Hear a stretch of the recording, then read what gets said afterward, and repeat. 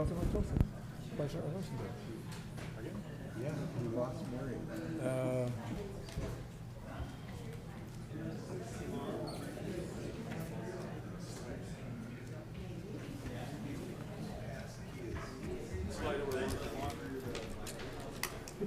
Yours first.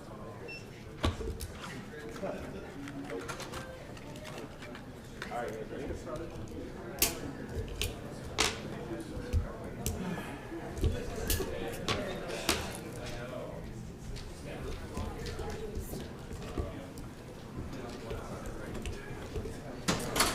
Councilmember O'Donnell.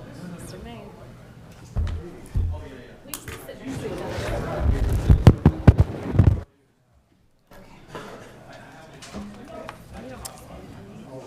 You look so sticky today. Councilors, are you ready? Councilman, are you ready? Yes. Okay. Hearing no objection, we will begin. I'm just going to trade chairs with David real quick.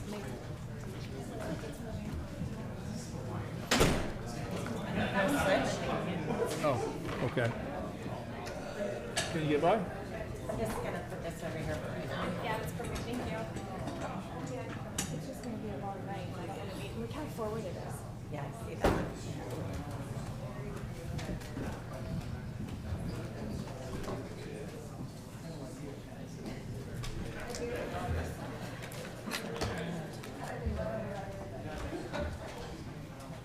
Okay. Called meeting to order. Regular City Council meeting for August 15, 2023.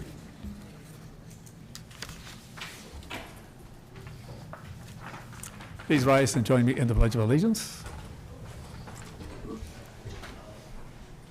I pledge allegiance to the flag of the United States of America and to the republic for which it stands, one nation, under God, indivisible, with liberty and justice for all. Thank you. Please be seated.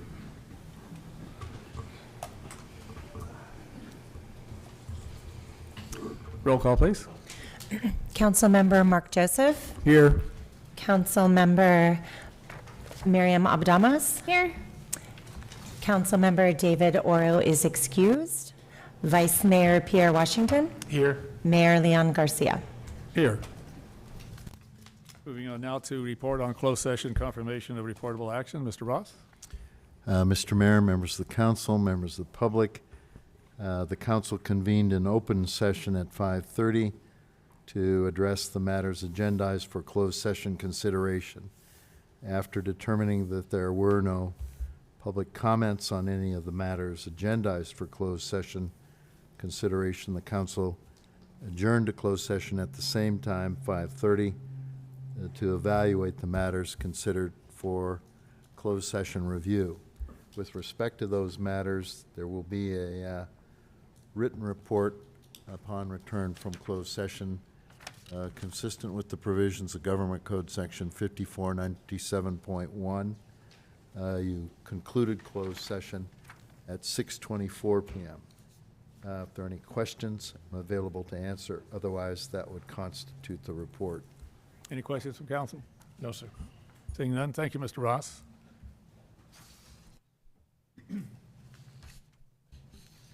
Moving on our agenda, proclamations, presentations are none this evening. We'll move on to public comment items not on the agenda. Do you have anybody? I have no cards. I do have hands raised online. Okay.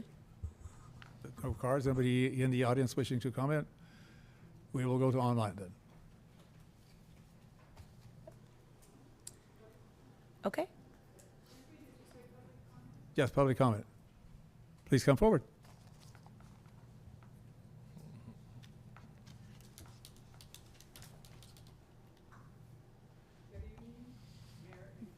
One moment. I don't come. Your microphone's on now. complain. This one? This one, this one. Do I have to bend over there? Okay. No. Generally, I don't complain because I love our city. Sorry. But some changes that have been happening have disturbed me a lot. Because in my world, it seems like the city is systematically dismantling the social fabric of our city with all the changes they're made.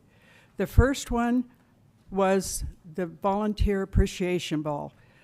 I know you had something. I was on a ship, so I couldn't be here. But as I understand it, it was just hors d'oeuvres in the daytime, and it was limited to 4 people from each organization.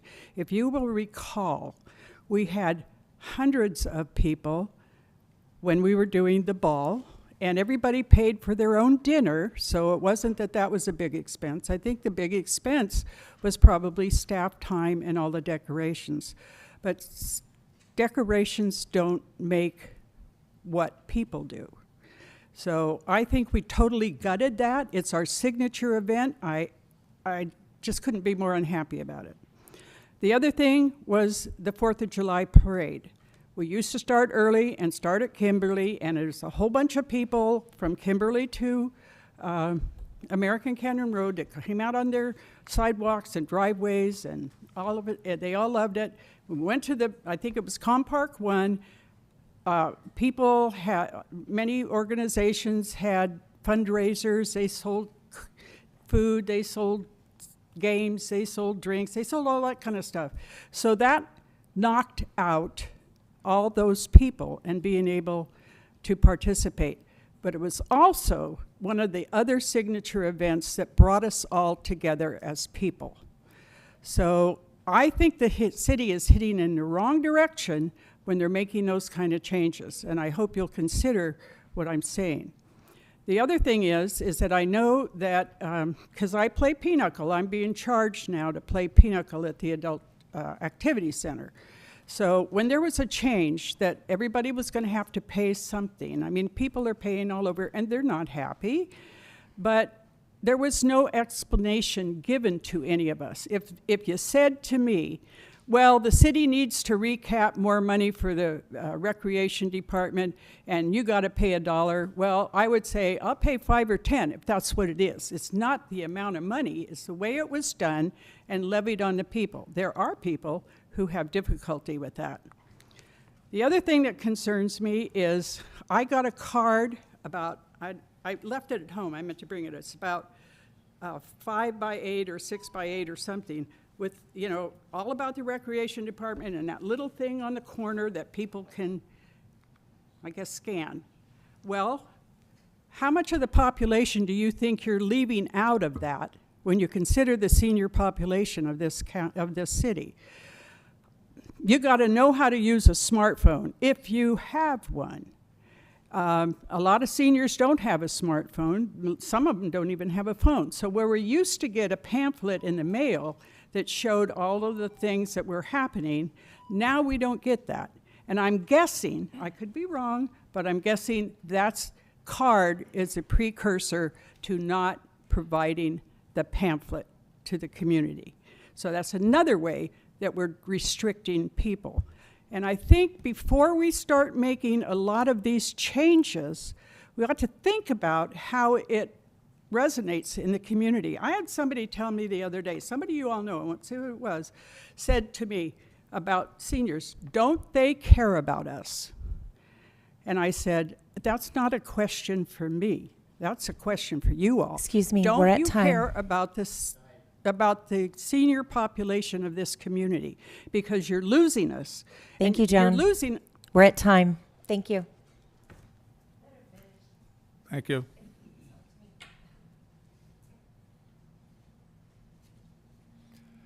Is there another speaker? I have Justin Hamilton Hole. Very good. Good evening, Mayor. You everybody hear me? Good evening. Yes, we can hear you. I just want to just say thank you, Erica. And I had see an email from Erica, and it looks like we are past, and I get ready to pay. This is a very long time, and thank you so much, Erica. Okay, thank you. Thank you. Anybody else online? I have no other hands raised online. Did you have a comment, ma'am? Okay.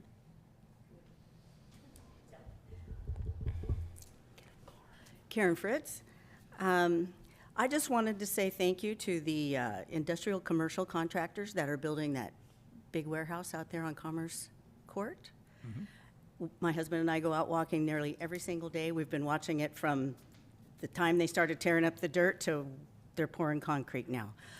And I think that they have been exceptionally considerate to our part of the town, the Waterton area, because last time it was kind of noisy in the middle of the night when they were pouring concrete. But they have sent us 2 letters. Today we got one FedExed in letting us know that they were going to be doing an overnight pour. And I just thought that that was very, very considerate of them. They're doing a great job. It's just been awesome watching them do this thing. I'm like a little kid playing with trucks right now, watching this thing go up. It's great. And on a second note, while we're walking, we see a lot of this, dog poop. Oh. People really need to use the bags for the purpose they are intended to be used for, not, just letting them go wherever and leaving it for the next poor person coming along, or for their dog to go up to and potentially become ill from it. This little card I picked up at the Humane Society in Napa, and it has information regarding a lot of the issues with people not picking up after their pets. I was thinking perhaps this could be something we could maybe make a few signs about and putting them by where the bag dispensers are.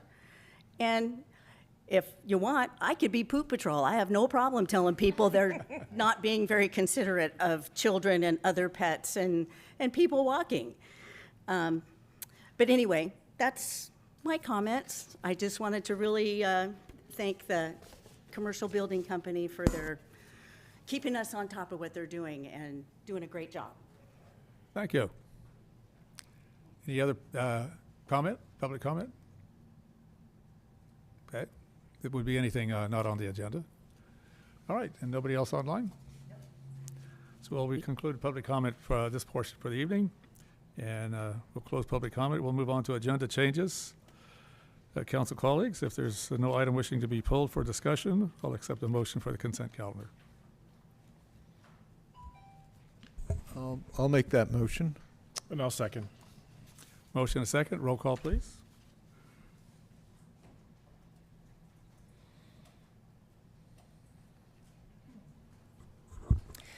Councilmember Abadamos? Yes. Councilmember Joseph? Yes. Vice Mayor Washington? Yes. Mayor Garcia? Yes. Thank you, council. Moving on now to public hearing. First up is item number 9, Watson Ranch Specific Plan and General Plan Technical Amendment. Right. Thank Cooper. you, Mayor, council members, and members of the public, and watching at home. I'm Brent Cooper, Community Development Director, and pleased to present to you a technical amendment to the Watson Ranch Specific Plan. Just to give you a really broad overview, Watson Ranch is nestled in the northeast corner of the city, up against the open space next to the Jaeger property and the Newell Open Space Reserve, towards the northern end of the city. Looking a little closer, you can see that there are these 2 arcing lines that cross over the specific plan area, and these are from the Napa Airport land use plan. So we kind of have an intersection of the city's plans and the Napa Airport plan. And the idea with the Napa Airport plan is to protect aircraft space and noise impacts. The lower line there is a long way from the airport, and it really doesn't represent a constraint to development in the Watson Ranch area. The arcing line up to the top of the picture there is a line for the D zone, and on the north side of that, the upper part, housing is not permitted today in the Napa Airport plan, and there is no housing proposed in this area under the Watson Ranch plan today, and as it's proposed.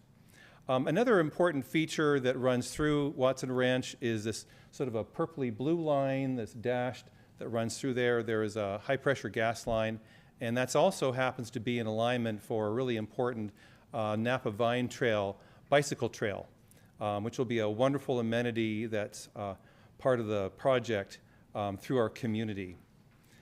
And so those are some of the things that I think that really distinguish Watson Ranch. The property ownership in Watson Ranch has two primary owners. Overall, it's about 309 acres, and the American Canyon One LLC company has the majority. It's about 252 acres, and of course, the Newell family, beloved in town, has approximately 57 acres in kind of the darker area in the lower right-hand side. So I mentioned that this is a technical amendment to the specific plan, and you might wonder, well, it was approved a few years ago after a very long time of discussion with the community. What's the point in amending it? Specific plans are really living documents. They're meant to be flexible and adapt to current needs and changes. A lot of times, too, when you start a project as large as this, you begin to have other ideas, maybe some better things happen, circumstances change. There's a reason to kind of adapt and mid-course correct and take advantage of opportunities that arise in the course of time. And as well, too, we're always living in a dynamic market environment, and it's always important to make sure that the project is commercially viable. And so that's also a factor as well. Now I kind of throw in a great big table of numbers in front of you, and this represents some of the changes in acreage allocated to different land uses within Watson Ranch. So I'll kind of walk you through some of the important ones here. The key area here is there's an increase in a residential district called a medium density 16, which is 16 units per acre. And talking to Terry McGrath, he's found that this particular zoning district is much more flexible, has a broader range of opportunities. It's just a better one to work with to adapt to market conditions. And so that one's gone up by 13, almost 14 acres.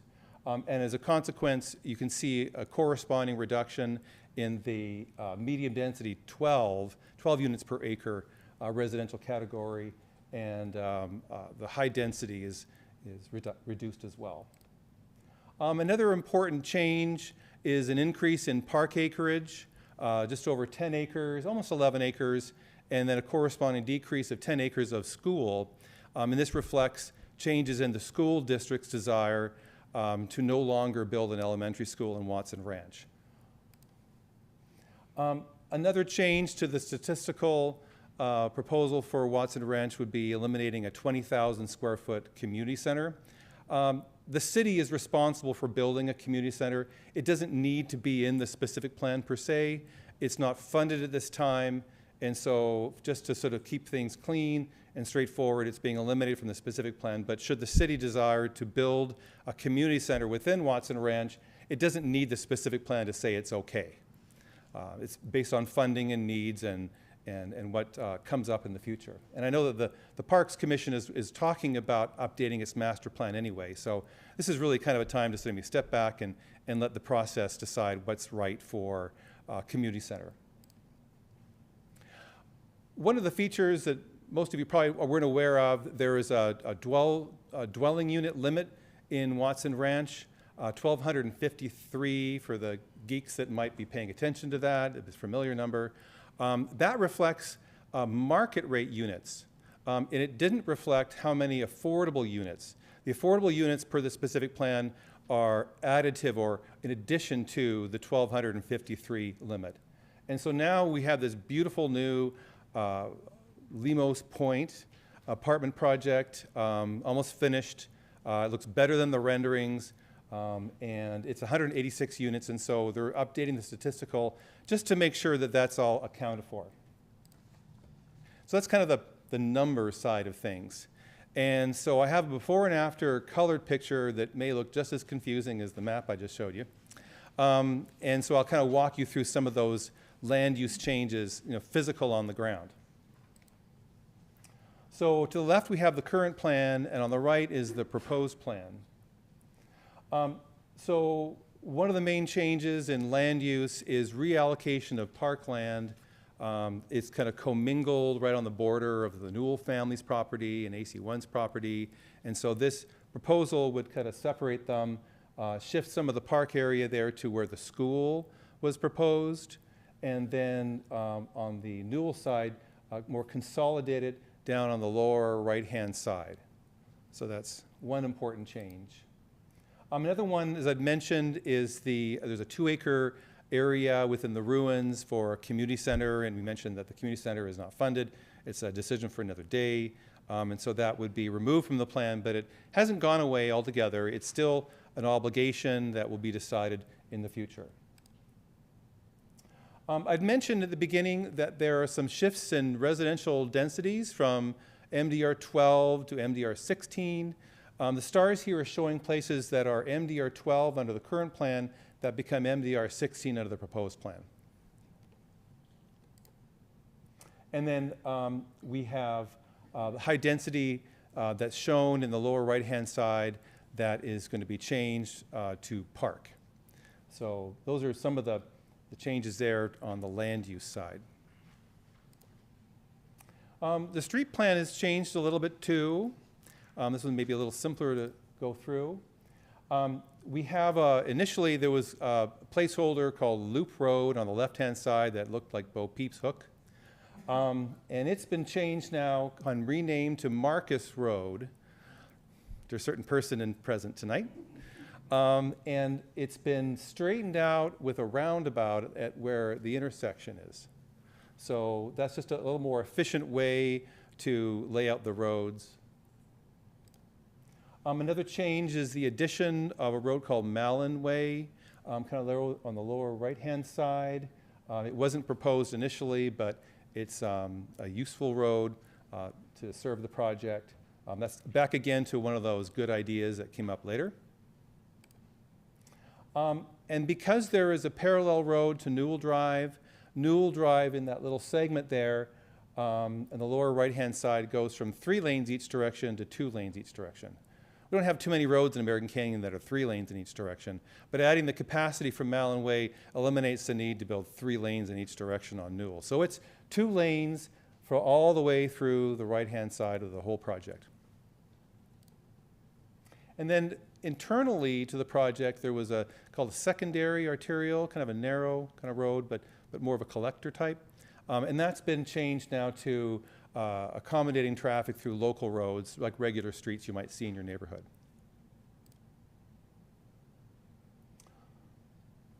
Oh, and then finally, there are some roundabouts that weren't proposed before, but are now proposed in a number of key locations, and they're shown in blue stars on the right-hand side. They really help moderate traffic because you don't have these signal timing that can kind of get stuck in the wrong signal time. Everything is open at all times. So it really does help with traffic flow and helps kind of give it an interesting neighborhood. It also, with the circle in the middle, gets to be landscaped. So it does kind of give it a nice character feel and helps with safe traffic flow. The park plan reflects a lot of what I've already told you about the land use plan. So there's some redundancy here. I kind of hesitated doing this, but parks really are important as well. And so much like I showed you the first slide, the parks are really being allocated more discreetly between the 2 different property owners. I've mentioned the community plaza. The vine trail is proposed to be straightened. So taking out the parks and reallocating them then enables the vine trail to be a more straight, direct route, which if you're an avid bicyclist, you probably like to have a nice straight route and not navigate around things. There is also, because of Malin Way, an opportunity to further straighten the vine trail down Malin Way instead of making the bicyclist stop, turn left, go down Newell, east, and hit Newell. So it's a little more direct route, which if you're going all the way from the Vallejo Ferry, which is what the Vine Trail does, to Calistoga, the fewer turns and things, the better. It's also, in terms of an internal amenity for people who live there, it's really nice. The River to Ridge Trail, this is a trail that starts at Eucalyptus and Wetlands Edge and is planned to go all the way to the Newell Open Space, which is a wonderful way to get from open space to open space in town safely. And the Watson Ranch project will build its segment of the River to Ridge Trail through the project. And this change would realign the trail. When it hits Malin Way, it would join up with the Vine Trail and then head down more directly to where we have the trailhead at Newell Open Space. And then eliminating that internal minor collector with local streets, there was a planned bike lane on street there with the collector that just will be handled with local streets, which is fine for bicyclists when you're just driving down a neighborhood street. In looking at the internal trails within Watson Ranch, Lemos Point being constructed, the original plan is for this internal trail, which is shown on blue on the left there, was heading straight south to connect to Rio Del Mar. But Rio Del Mar will be built under the railroad pass. So when you look at topography, once you kind of get into the weeds, in a sense, this trail would have taken you to the top of an embankment at Rio Del Mar, where it's diving under there. And it also happens to be the parking lot for the apartment. So not a great place to end a trail. So it's been wrapped around Lemos Point to connect up to Marcus, a little more internal, a little more towards the active area in the ruins anyway. So that's a change that's reflected here. And it really reflects kind of, hey, this is a better idea than we thought about now that we're looking at things a little more fine-grained. There's, of course, always a traffic analysis to evaluate how things are today versus proposed. There's some differences in the presumed uses within the ruins, which, of course, you want to have the ruins very dynamic and relevant. And so there was an office use proposed in the ruins that's not proposed anymore. We have this wonderful outdoor amphitheater, which is a newer idea that was recently approved. The school, of course, is not getting built. So some changes to it. And so in the sea of numbers, the key one to look at is an overall reduction in trips from the project as it's proposed versus what was approved initially. So for those that don't like traffic, this is probably in the right direction. We've really been focusing on outreach. I really give a lot of credit to our administrative staff, Nicole, and our management team over there, and our outreach manager. They really are doing a great job of giving us the tools to reach out on projects, and we've been doing this for all of them, and this is included. We have about 3,800 people that have signed up for e-notices, and so we send them out at the beginning. We also send them to our website. And so we have a variety. We publish in the Herald newspaper. So there's been a lot of opportunities before it went to the Planning Commission and then before it comes to the council to get the word out about this change. It's kind of a timeline here, kind of brief. It was reviewed by the Planning Commission in May. The open space, I think the OSATS committee, I think, had a peek at it. Since then, it's a sort of informal, informational item. Of course, we have today with the City Council. This action today would amend the general plan to make sure that the land use and the circulation is in sync. That would be a decision to make tonight. And then the specific plan itself is approved through an ordinance, and an ordinance requires 2 readings. So this would be the first of the 2, and with that comes a public hearing. And then assuming that it's successful with that, it would move on as a second reading on September 5th as a consent item, and then ordinances are effective 30 days later.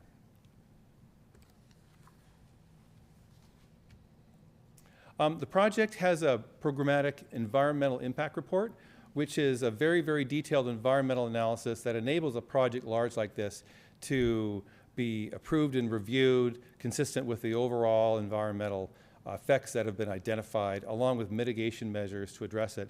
And this technical change doesn't significantly change much of the intent and the impacts. It's been evaluated and determined to be consistent with the program EIR.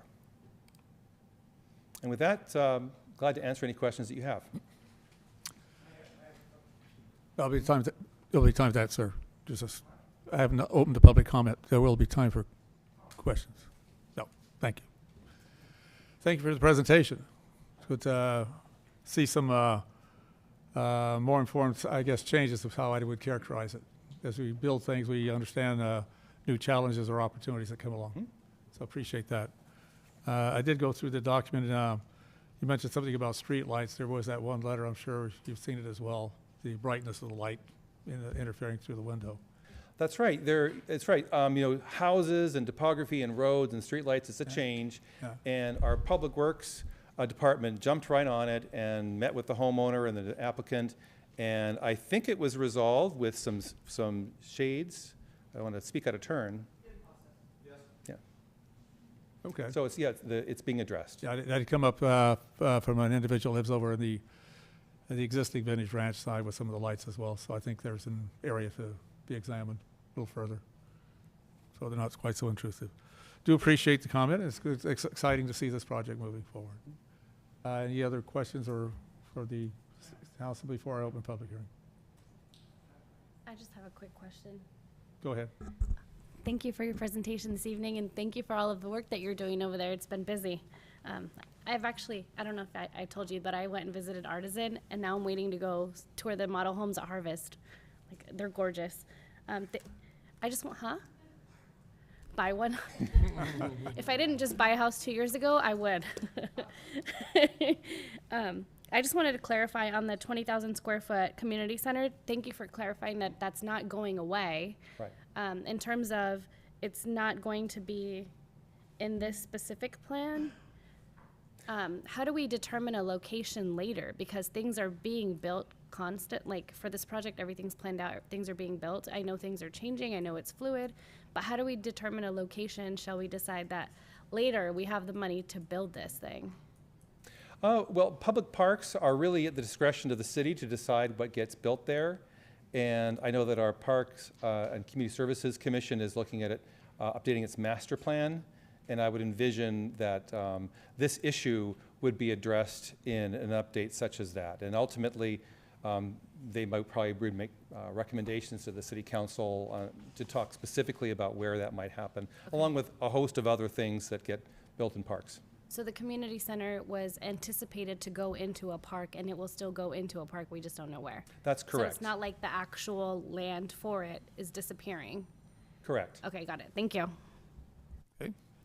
Councilmember Joseph? Yes, I have a couple of questions. One is on the parks and open space distribution. It is correct at the first glance that we're kind of absorbing the school site into our parks and open space. But if you drill down in the document, the parkland component is roughly the same, a little bit bigger, but not significant. The big increase is in open space and trails. So I'm trying to wrap my head around what is the value. I guess that's my comment, is that we're not necessarily getting more parkland per se, we're just getting more open space and trail areas.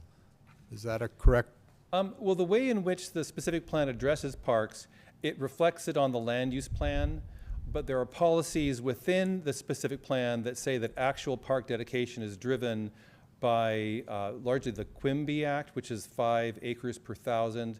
So if there is a larger population within Watson Ranch, then the park acreage dedication requirement goes up. If there becomes less dense and there's fewer, then it kind of goes down. So there's the land use map depicting park acreage. There's open space and there's wetlands and trails and the like, but the park acreage itself is a function of the population within Watson Ranch, which is probably going to change as the market demand and the products and the houses and things get built over time. Okay. Yes, I can see that point. But if you look, I think it's figure 5.2 on page 208 of the agenda packet showing the kind of a Venn diagram about parks within a quarter acre or quarter mile and a half mile. You can tell the northern edge of the project area is getting a little dense, a good little light on parkland. And so all of that is leading me to the idea that just as this initial amendment is a reflection of, boots on the ground, so to speak, as far as seeing what it's like, I would like to suggest, especially as we look at our general plan update, to look at that northern portion, in working with the developer, of course, to say, okay, as we learn more, either in terms of our park needs or in terms of neighborhood retail needs, or just a better understanding of how homes ought to be built from an environmental sustainability factor, because that's changing constantly. I think it would be in everyone's best interest to look at maybe that northern portion from the perspective of how can we make that a much better residential community. To be honest, when we were working on this years ago, the big focus was the ruins. That was the game changer. That's really what we were focused on.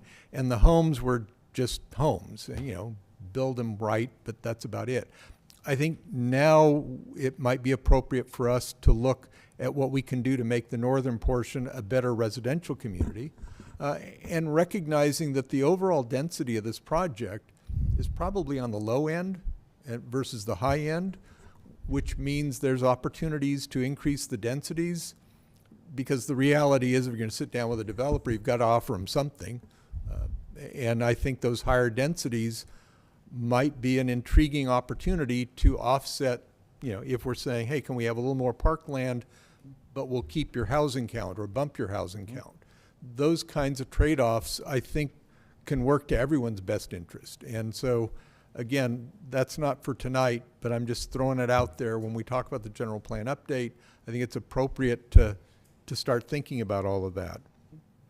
The only other issue, and I brought it up with the city manager, so I'll bring it up here, and I'm not so sure it's a bad, there's a solution, but if you look at the Newell Drive profile, it shows a class 2 bike lanes in both directions, and then an 8-foot sidewalk. And maybe it's just I'm not a serious biker, so I don't know how cyclists' minds really think. But it seems to me it might be better if we could add a little more lineage or tweak that profile some to try to provide more class 1-ish bike lanes. I recognize there's the Vine Trail that's more or less parallel, but the Newell profile has gone from a 4-lane boulevard with a class 1 on one side to 2-lane. It just seems like over time we're trying to, Newell isn't as impressive of a boulevard as it was originally envisioned. And I recognize there's numbers that can justify it, but I'm just throwing it out there that I'm a little concerned that we're not making it as safe for cyclists and pedestrians as we might be able to. And so if there's any ideas about what you could do to that profile, not to tweak it significantly, but if there's a way to widen the sidewalks any, that kind of a thing. Well, we're kind of in the engineering realm, but a lot of these ideas do come from the general plan, and the master plan reflected with this plan has the Vine Trail as being the primary off-street bicycle road that's parallel to Newell. I think in some of the earlier iterations, going back 10 or more years, before Watson Ranch had been conceived the way it is today, I think there was an idea of a class 1 there on Newell, and then then the Watson Ranch project came, and an opportunity for an internal community, both region-wide need and internal community trail parallel to Newell emerged from that, while still accommodating on streets bicyclists on Newell. But I don't know. I know that the backbone infrastructure plans, those things take sort of years of lead time to design. So I'm not sure where we are quite with the lead time with Newell, but there's always a chance to amend plans if that's feasible. like I said, I understand that, you know, the Vine Trail is kind of the original Newell extension, or, you know, has turned into the Vine Trail, and the Vine Trail isn't the Newell extension. So maybe it's all for the best. I'm just expressing a little bit of concern about the profile, but if you can talk me down, that's fine. Thank you. Mr. Hawley, do you have a comment? I did just have a quick follow-up, kind of back to the park conversation from a moment ago. The brilliance of this plan has been its flexibility, and what we've achieved in partnership with the developer over the last 5 years has been founded in a lot of things, including the flexibility of this plan. It's probably not the last time that we're going to be looking at amending this plan, whether these are city-initiated changes in the future or developer-initiated changes. We know, for example, the county is considering its airport land use compatibility plan, which represents kind of that upper sliver of the plan in the bluish area there. They're considering allowing some different uses that when we did the original plan and what currently exists today would not allow anything other than open space. And so now they're considering some options that might allow some. So there's some reconfigurations already that are coming down the pike, not ready for tonight, but it seems likely as we kind of wind down phase one on the residential and the focus becomes on the ruins and gardens, it's going to be a bit before the later phases of the residential come forward, and there's some additional opportunities to look at that northern area and to really refine what those phases get built out to be. So there's nothing absolute about tonight that would preclude future discussions either from us or from the developer. Good. No, and that's really the most important part from my perspective, and it needs to be done in a manner that everybody benefits. You know, the city benefits, the developer benefits, the ultimate homeowners benefit. So as long as we leave that as a future item, I'm good. Thank you. Yeah, and while we're on that topic, because I'll address it because I'm sure it's on folks' mind, but the whole issue of the school and the future school facilities and such. We know the current administration, the current school board, there's zero chance that the school is getting built, but should that come to change in the next 4, 5, 10 years or what have you, again, there's raw land out there, and I know we'd be able to go back and say, okay, if the school district suddenly wants to build a middle school or any kind of a school there, we'll figure out how to make something work. And so, you know, we're not foreclosing on possibilities that would have to get planned out and worked through. And in that regard, you reminded me, I think it's probably obvious, but for the record, the removal of a school site was not the city's idea or the developer's idea. It's what the school district decided kind of unilaterally. And Correct. So as long as the public understands that there's nobody on this council who thought it was a good idea not to have an elementary school there. Thank you for the comment on the school. I did have a question, have discussed it before. I think what this is telling me, and I think we begin to recognize that this is a process of how this project evolves over time. And certainly good to always have a good contact relationship with school district in terms of what they identify the needs for the community are. But the fact that it's a forward projection in terms of what those needs are. And certainly, well, as you mentioned, Councilmember Joseph, the Vine Trail, I mean, the bicycle trail is safety. That's an evolving piece as well. So I think we just have to recognize this is not the final draft of this plan. This is making some amendments moving forward with what our current vision of it is, and it will evolve over time. So we'll just stay open to that. That being said, are we ready for public comment now? Yes, sir. Public comment is open. If you could come to the podium, please, sir. And identify yourself. Thank you. If anyone wants to make a public comment, if you would please do a speaker card on that side table, and then I'll call you from there. But go right ahead, sir, to the podium. Thank you.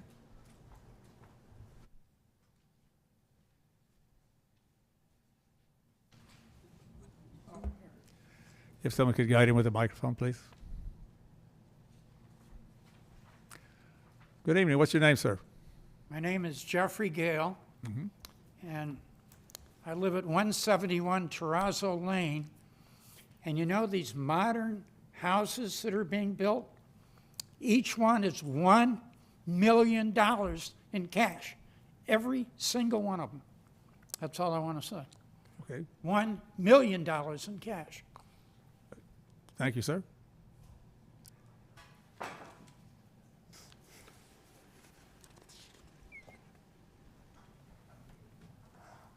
Good evening, Mayor, Vice Mayor. Good City evening. Council members. I'm Terrence McGrath, McGrath Properties, one of the developers of Watson Ranch. Just a couple of quick comments. Thank you again for, being so cooperative and collaborative in this process. I worked with Jason yesterday with a group for an hour and was out there again today with another group for an hour. And so it continues to be an incredible public-private partnership that really sets this city apart from any other city in California in terms of what we're doing and the quality and the speed that we can do it with today. It's simply stunning. Mark, I just wanted to address your comments around the potential bike trail on Newell. I personally bike a lot.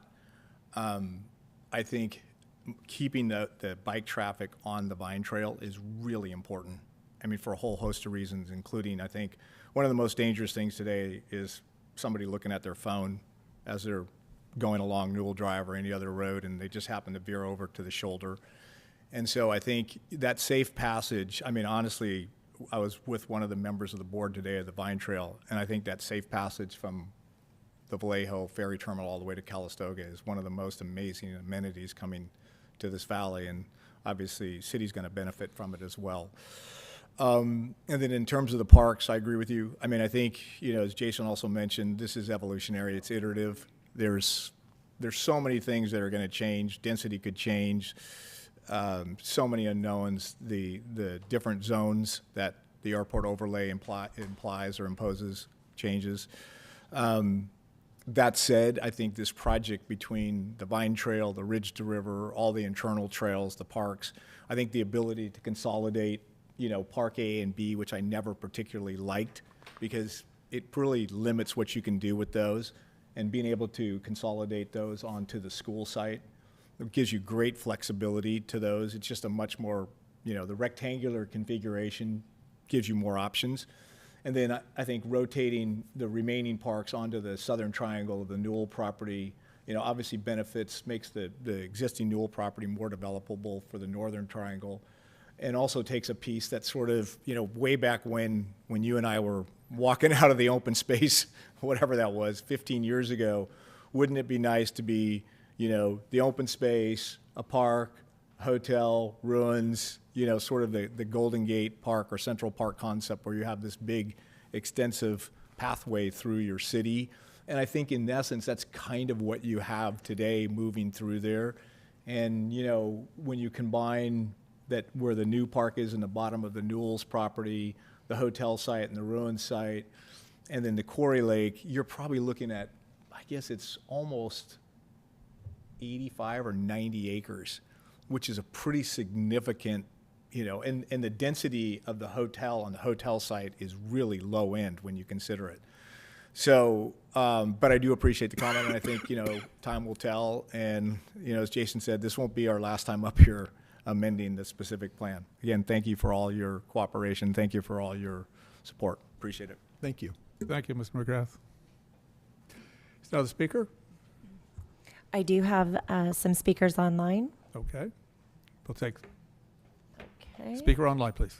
I have Carlotta Senato.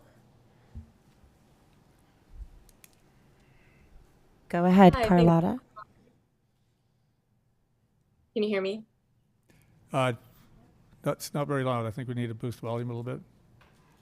Hi, can you hear me? That's better. All right, thank you. This is Carlota Sainado, Program Manager with the Napa County Bicycle Coalition.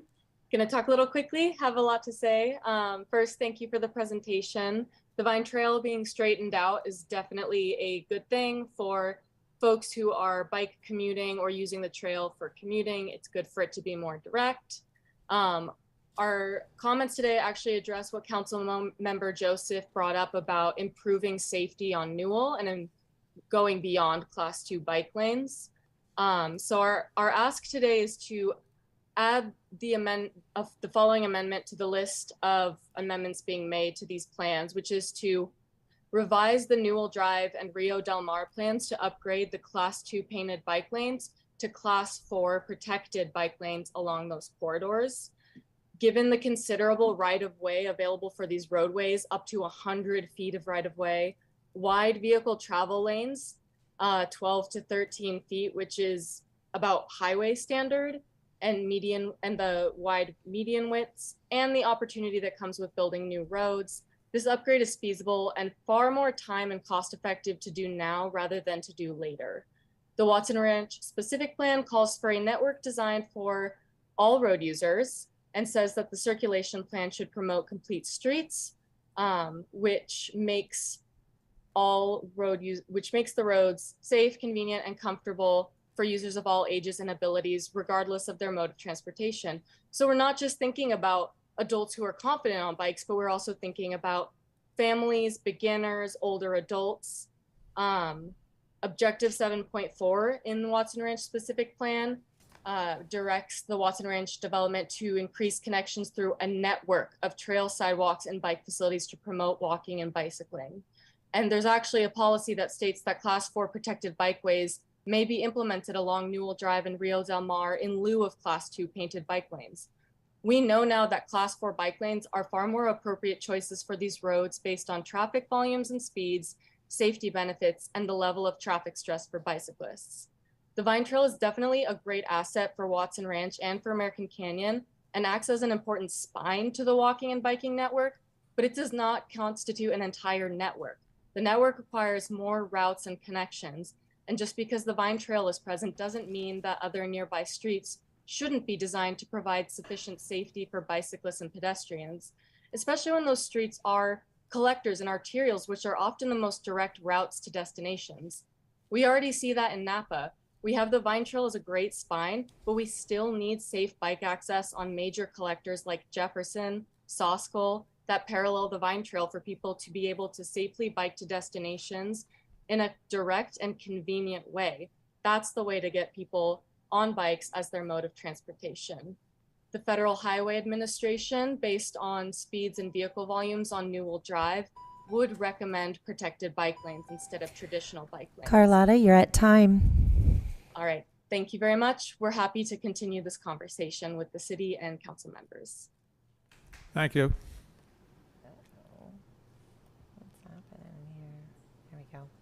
I have Hugh Marquez. Go ahead, Hugh. Hello, Mayor and City Council. My name is Hugh Marquez. How are you doing this evening? If you could boost the volume a little bit, please. Well, whichever end we do that. Now? Am I good now? Yes, you're good now. Thank you. Go ahead, please. I'd like to reiterate with also what Councilman Joseph talked. What happened? I would encourage at least a Class 4 bike lane. I travel. Can you hear me? Yes. Okay. I travel to Alameda, and I was just in Santa Cruz last weekend, and it was nice seeing Class 4 bike lanes everywhere where cars and bicycles could ride, and there was a barrier from automobiles. I do understand the Vine Trail is a preferred route, but as the previous speaker said, as we are building the Newell, it would be prudent to have some kind of barriers for bicyclists for our future. I hope that it can be considered in the future of putting at least a Class 4, some kind of barriers, so some people can drive. If they do decide to go up Newell in a bicycle, they do not have to contend with cars possibly hitting them. Thank you. Thank you.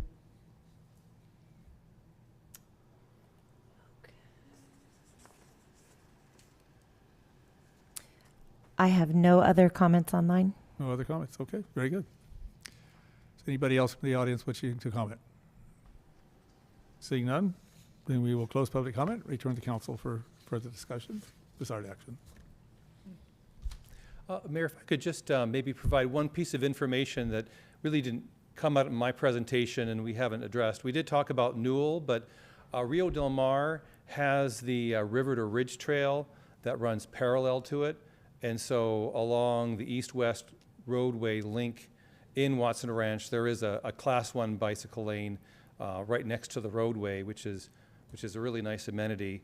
And then furthermore, we touched on it with the amendment to the trail around the Lemos Point Apartments. There's also internal trails within the project as well that enables people to be able to bike and walk within Watson Ranch, away from cars and roadways. To that point, with regarding to bicycle commuting and visitor commuting as well, coming from, say, the Vallejo Ferry Terminal going up north, what's considered the main route, Vine Trail or Newell?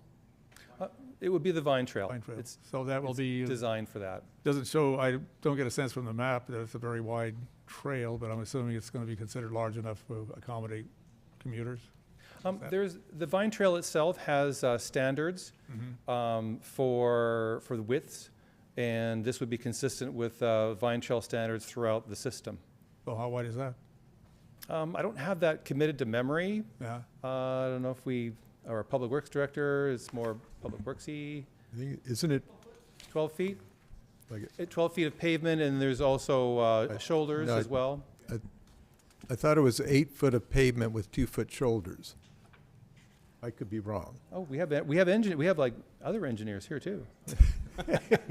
Hey. Room full of engineers. Maybe someone wants to come up here and explain it. Yeah. I'm pretty certain the Vine Trail is 12 feet. Okay. And again, just addressing the both speakers, I appreciate their perspective. I also ride my bike almost every single day.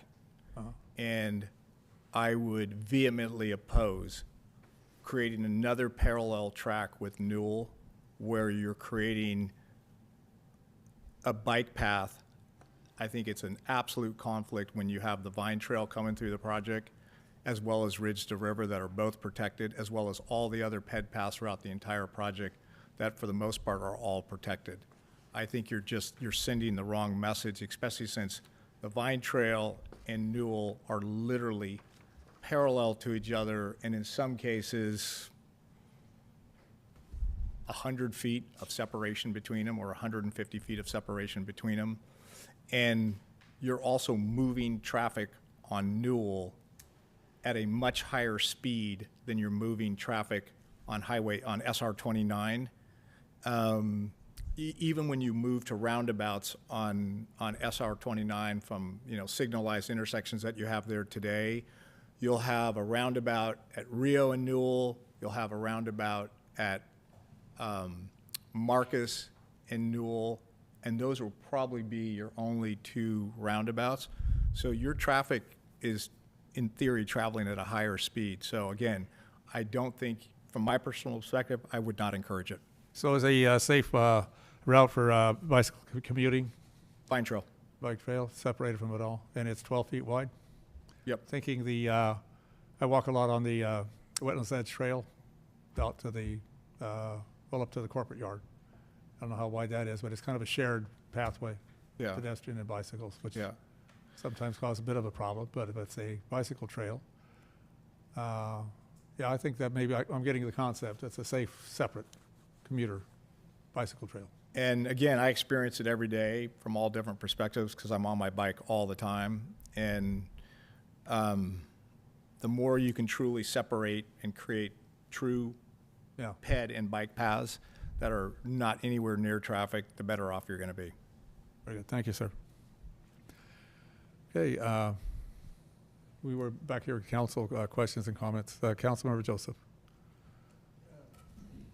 I was going to ask about the grade 4, but I think as much as I do think there's a potential safety concern, I think from a policy perspective, the focus is to route everybody onto the Vine Trail and really not necessarily encourage any cycling on Newell as much as encouraging all that cycling onto the Vine Trail.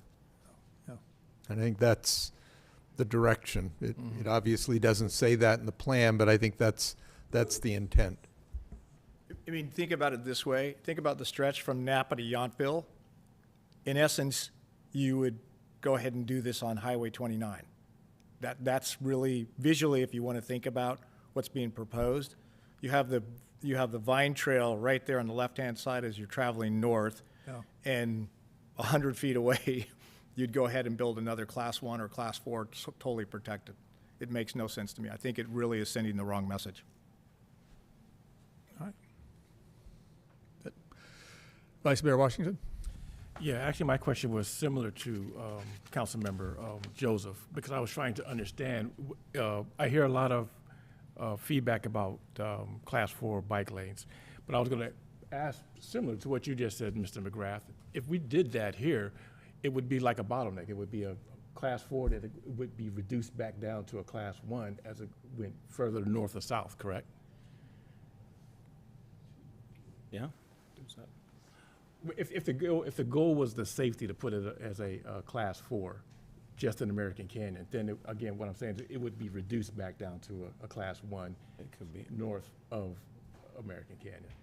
Well, yeah, one of the things that I'm thinking about, Vice Mayor Washington and Council, is there's a lot of stuff here in this plan tonight, and this is a particular issue that maybe needs some further thinking. And particularly as it relates to Newell Drive, which is going to be a little bit of a unique road for us, 2 lanes.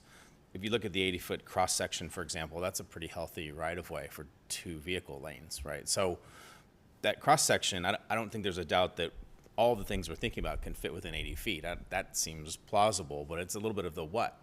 And we do have the OSATs, the Open Space Active Transportation Sustainability Commission. One of the things that council could do would be tonight to move this plan forward with the cross-section that's in here, but then direct staff to refer a particular issue back to the active transportation part of that body and say, hey, on Newell, there's this question about Class 4s, there's this question about Class 2s, right? Let's have some further dialogue and some evaluation there and have them put their active transportation hat on. I'm curious to dig into that Class 4 question. It has a lot of applications in some places. I have my own professional concerns about cross-flow traffic. Class 4s are bidirectional, right? So they're the bicyclists are going in each direction, and there is meant to be separation, but how you provide that separation from the through movement, you do have oncoming vehicles and bicycles on the same side of the road, although there is supposed to be protection. How is that done in a rural area like this as opposed to more of a downtown area where it's a little more people are accustomed of seeing? I don't know that we need to figure out that particular detail tonight, even with the Promontory application, because the 80-foot right-of-way is there. There's going to be some improvements that are done. Construction of this is not going to be tomorrow, the next year, or whatever. I think we can get some further evaluation of that. And the plan can still go forward and let the OSATs kind of get back to council and go, hey, we've talked about this. We've consulted some experts. Yeah, and I'm glad you mentioned that, because that was my thought, and I'm already ready to go on my bicycle now and ride it myself, so I can see how safe I felt in there. And I've driven out there a couple of times, and it seems safe. So I mean, I'd like to look more into that Class 4 bike lane. But like I said, my question to you is, if we're the only ones doing it, it's defeating the purpose if American Canyon is the only one doing it and no one else is doing it. So it seems like you have a well thought out plan, Mr. McGrath. I kind of support it, and I don't know if we have any more comments, but I'm willing to make a motion on this if there's no other comments from my colleagues. Let me just address one other thing, council member, on this, and I was just thinking about this, and I agree. I think this is an easy one to study with staff, and this may not be a popular comment to people that use them, but I think one of the things that is happening today is the evolution of the e-bike and the speed that they travel on these trails. So you need to look no further, go to Manhattan Beach and walk from Hermosa to Manhattan Beach or Santa Monica or Venice or Malibu and see the conflict on that protected bike lane.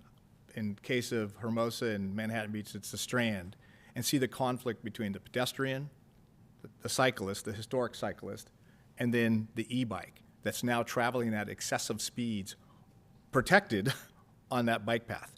And so to me, that is a way more dangerous situation and a way bigger point of conflict on these things. Same thing, go to New York, look at these protected bike paths in New York.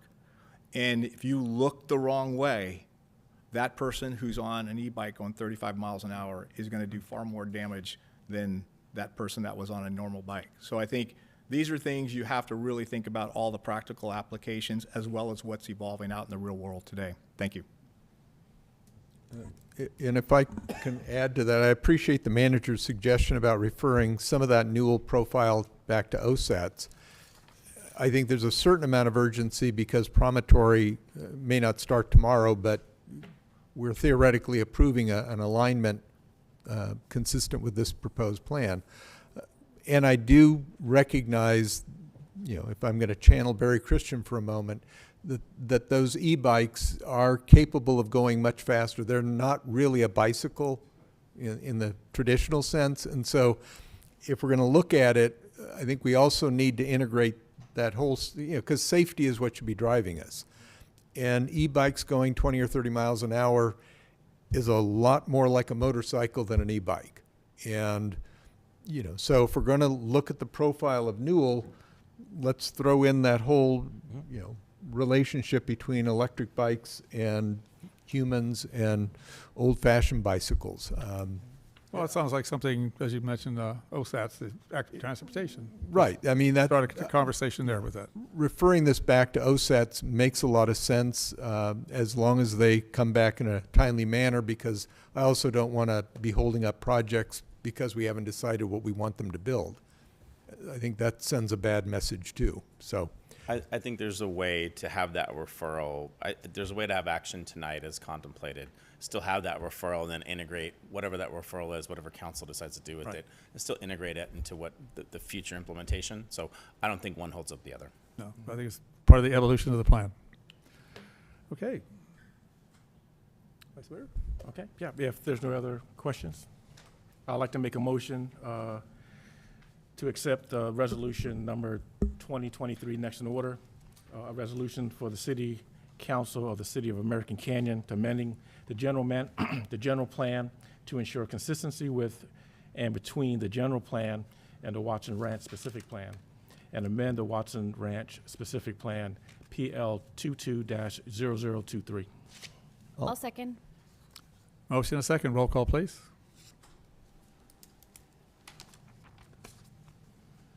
Councilmember Abadamos? Yes. Councilmember Joseph? yes. Vice Mayor Washington? Yes. Mayor Garcia? Yes. Thank you, Council.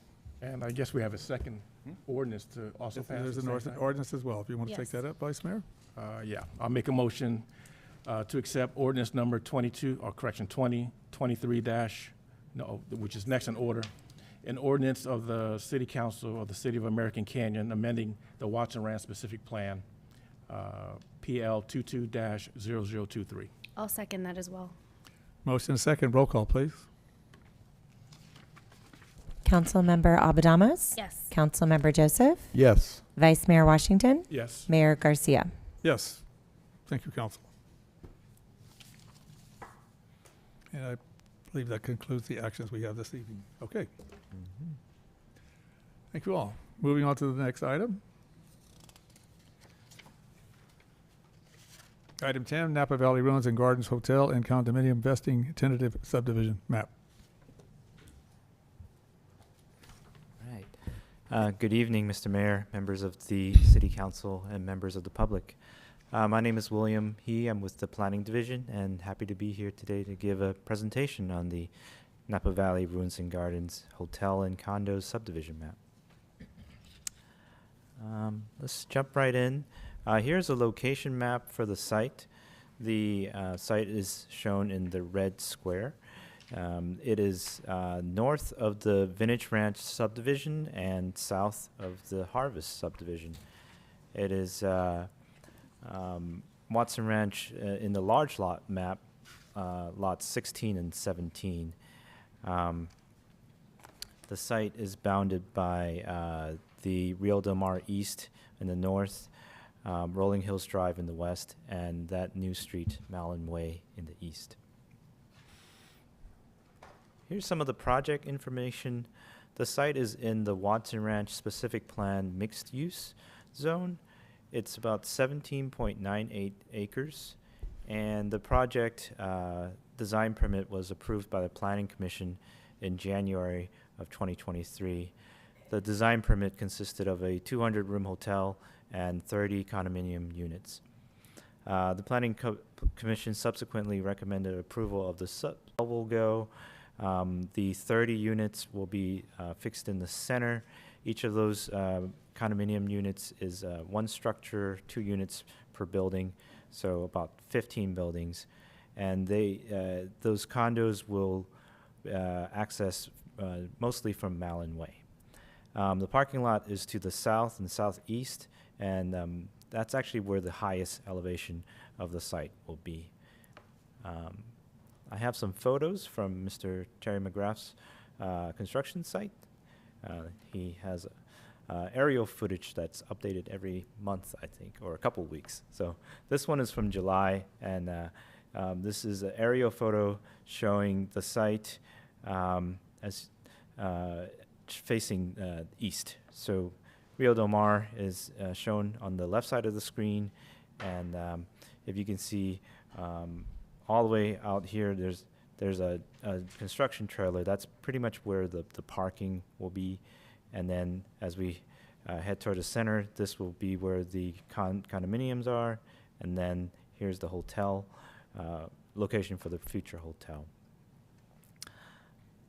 One more photo. This is kind of rotated where the camera is facing southwest, and towards the center of the screen, that's where the new roundabout for Rolling Hills and Rio Del Mar East is. And Malin Way is further to the left side of the screen, and this is the hotel. This is the subdivision map site. So you can see this on the east side, the right side of the screen, that's where Quarry Lake is going to be, and some of the pedestrian paths has been marked out for connections to the hotel. The project didn't have many specific issues. We only had one, which is lot maintenance. Wanted to make sure there was some vehicle to maintain the site.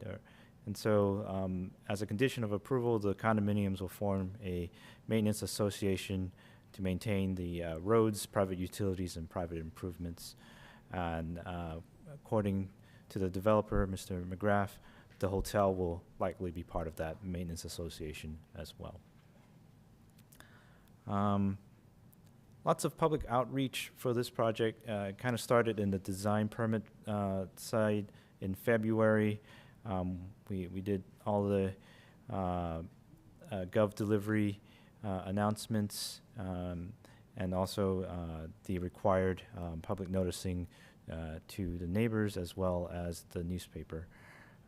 During the design permit phase, we received 7 comments where staff responded in copy of the developer to the commenters.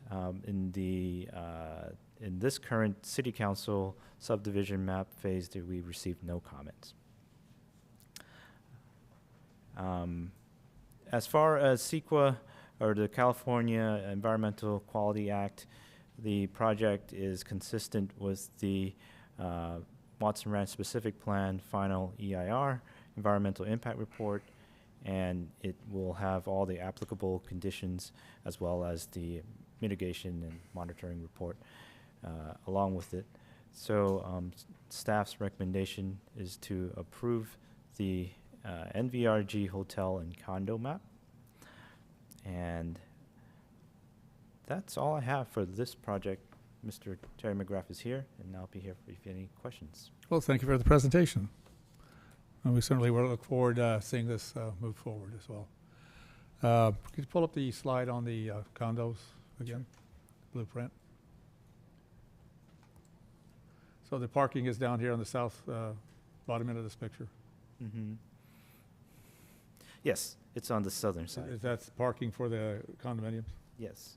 Okay. Oh, the condominiums have garages. All right. And then they have, I guess, some guest parking on the south. Parking up here more like for the events that may be occurring?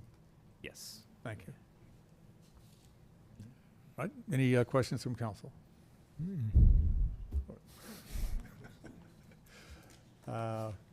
Is there council ready for public comment? I have a question there.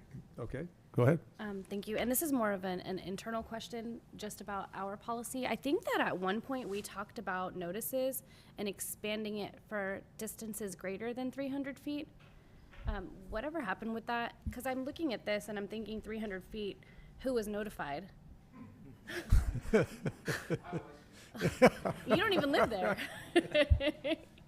So I don't know if is that a Brent thing or a Jason thing? It's a Brent thing. Oh, hey Brent, did we Right. ever decide Well, that thank you, Councilmember Abadamas. Actually, we next week we'll be having an unveiling of the new ordinance that would expand written letters to within 500 feet of a property, and that was a direction from the joint meeting of the Planning Commission and the City Council back in October. So we have that along with on-site signs that will be informative and beautiful. So we'll be talking about that at the Planning Commission next week, so come on back. It's a workshop on that meeting, but if we get the blessing of the Planning Commission or whatever feedback we have, we'll package that up, bring it to the next Planning Commission meeting for a formal recommendation to the council, and then we'll be bringing it to you in September or October. Okay. Right. Council ready to open public comment? Public comment is now open on this matter. Anybody wishing to address the council, please come forward. I have no speaker cards. Okay. And there is no hands raised online. Okay. Last chance. Then I will close public comment at this time, return to council for further discussion, desired action. Mr. Mayor, if there are no comments from the council, I'd like to move the resolution. Go ahead. Okay, I'd like to move resolution number 2023 next in order, a resolution of the City Council of the City of American Canyon approving a vesting tentative subdivision map for Promontory subdivision to subdivide the 56.94 acre site into, nope, that's not the right one. Wrong one. It's okay, I have it right here. Resolution number 2023 next in order. Excuse me. A resolution of the City Council of the City of American Canyon approving a vesting tentative subdivision map for the Napa Valley Ruins and Gardens Hotel and condominiums to subdivide a 17.9 acre site into 14 lots for condominium purposes in the Watson Ranch specific plan mixed use zoning district. Assessors parcel numbers, I don't know why my tongue is so tied, 059-430-020 and 059-430-021, file number PL 23-0007. I'll second that. Thank you. Motion and second. Roll call, please. Jeez. Too much coffee. Councilmember Abadamas. Yes, and I also wanted to say thank you for diversifying our housing. Councilmember Joseph. Yes, thank you for the condos. Vice Mayor Washington. Yes. And Mayor Garcia. Yes. Thank you, council. Moving on in our agenda.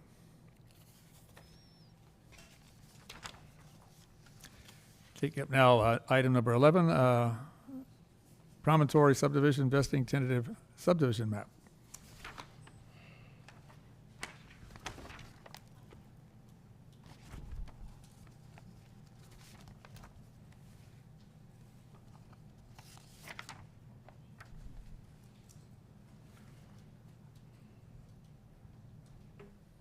All right.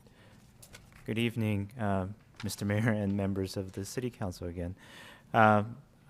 William He with the Planning Division, and I want to give a presentation on the Promontory Investing Tentative Subdivision Map. Before I begin this one, I wanted to inform everyone that there's a small revision to the resolution as well as the modified conditions that I've provided to the City Council. The main reasons for the red lines is because there was an error that kind of added some language about a development agreement for the Promontory Group, which they do not have. So we've kind of fixed that, and that's what I wanted to announce. That's it. Okay, so let's begin. As Director Cooper has shown in his previous slide, the Watson Ranch ownership comprises of two main groups, the AC1 group and the Newell family. The AC1 group owns 252 acres of Watson Ranch, and the Newell family owns 57 acres, which combined is 309 acres of the total site. And here is the location map for the Promontory subdivision. It's on the east side of the Watson Ranch specific plan, shown in red here. It's east of the Harvest subdivision and also of the Napa Valley Ruins and Gardens site. It has the Vine Trail on its western boundary, the Newell Drive on its eastern boundary, and then Malin Way is part of its western boundary in the south. Here is the planning and zoning information for the site. It consists of both medium density residential 12 and medium density residential 16 and park zoning districts. The 56.9 acres consists majorly in north and south parcels, and the subdivision map would create 216 single-family homes, which includes 54 junior accessory dwelling units, or JDUs. Of the 54 junior accessory units, they will all be affordable, which I will go into more detail on a later slide. The project includes 3.77 acres of parkland dedication, 8 new public streets, half a mile of the Napa Valley Vine Trail, and the project was approved for their design permit and recommended for approval of the subdivision map by the Planning Commission in July of this year. So here is the site plan of the north parcel. So all of the single-family homes are in the north parcel. There are 2 detention basins, Basin A on the southern side and Basin B on the northern side. The main entry is off of Newell Drive, and there is an emergency vehicle access that connects to Rio Del Mar East on the south side here. So all of the 8 new streets will be in the north parcel as well. A little bit about the southern parcel. This is going to be the parcel south of Rio Del Mar, and this was one of the parcels that got that was changed a bit during the Watson Ranch specific plan amendment. It comprises of 3 pieces. The parcel G here, which is 6.67 acres, of which a portion will be dedicated as parkland for their required park dedication.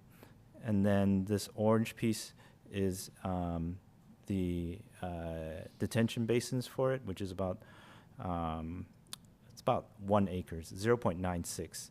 And then the last piece, is shown in green, is what is going to be dedicated for the extension of Newell Drive. Altogether, it's about 8.76 acres for the southern parcel. No residences in there because this is a park, going to be a park designated zone.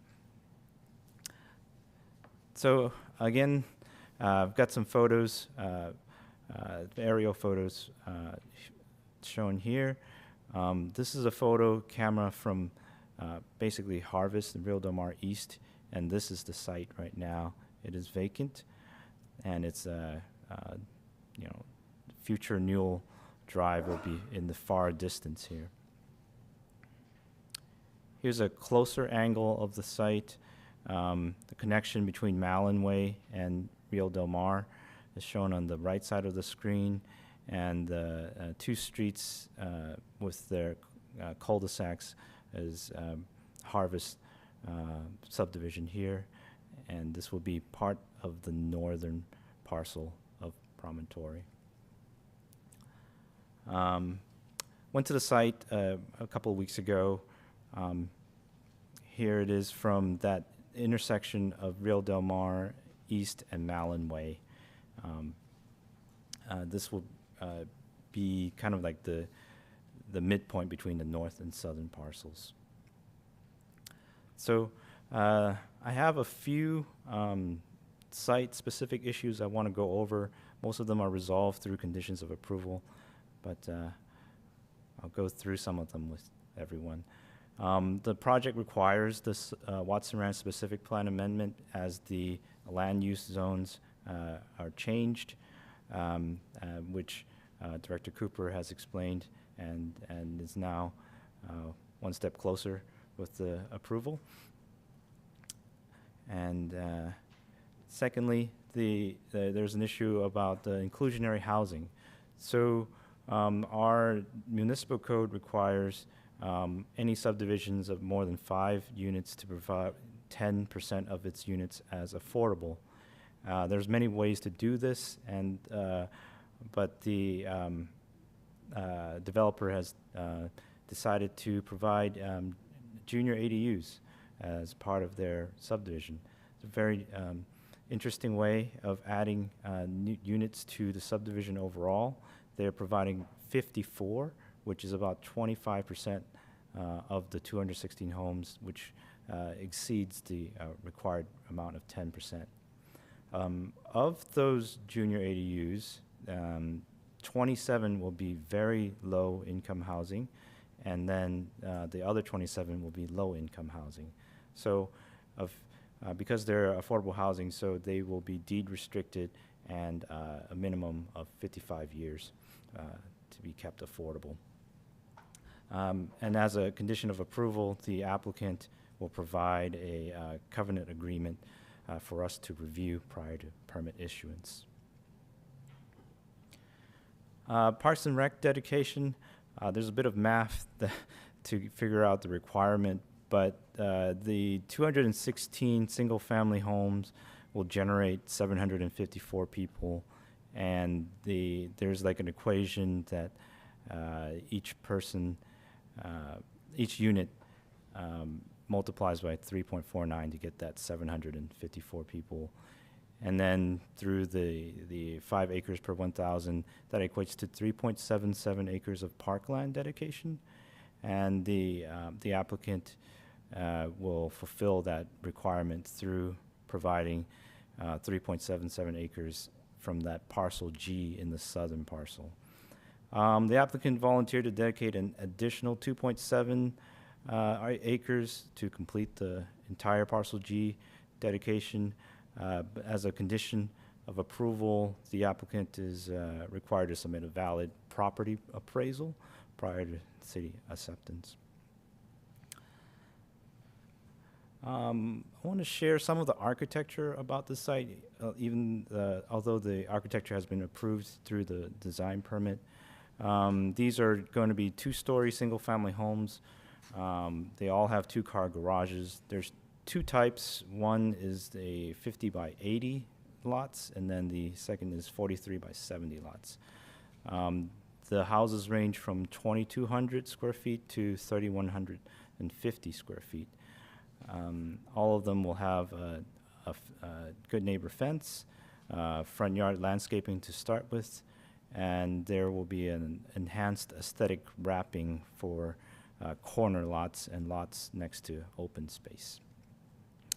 The architecture team was the same team that designed the Artisan subdivision. So very similar designs, 3 types, traditional farmhouse and ranch styles. This is one of the color schemes. And here's a variation of the color schemes. So there's 2 lots, and then there's 3 designs, and then there's 3 color schemes per design. So there's about 18 different types of homes that's going to be available. Wanted to share this issue about Newell Drive views. So as there is a requirement in the Watson Ranch specific plan that says that there should be screening for developments close to Newell Drive. However, the topography between New Drive and the nearest homes, there's like a grade difference. And so if you're driving on Newell Drive, you're not going to see much of the homes, maybe like a second-story window. So the applicant is going to provide landscaping, about 65 feet of landscaping between the closest homes to Newell Drive and the road itself. So because of the landscaping and the topography, they will not be putting an additional fence to screen.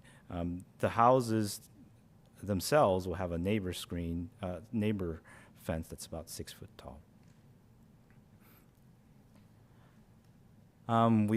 We've mentioned the Napa Valley Vine Trail. Here it is shown on the top of the screen. This is actually the west side of the site.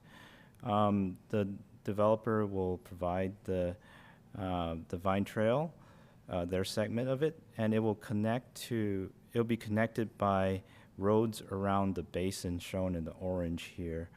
I think one of the comments during the design permit review was that they wanted a more direct connection, and I think the developer is going to look at ways to make a connection through parcel D, which is a parcel that's going to be used for utilities. So at first they had these two connections from Basin B and Basin A, but there might be a third connection here between parcel D. And the last of the specific issues is secondary access. So according to the fire code, the houses, subdivisions that have up more than 200 houses, they'll need a secondary access. So I think the number was smaller if it was not fire sprinkled. So, but all these houses will have fire sprinklers. So there's a condition of approval that once it hits the 201st building permit, then the developer will have to provide a secondary access. The developer has provided two options for this. One is to have an access through Lot 5 in the north, but we don't know the timing of the development for Lot 5 yet.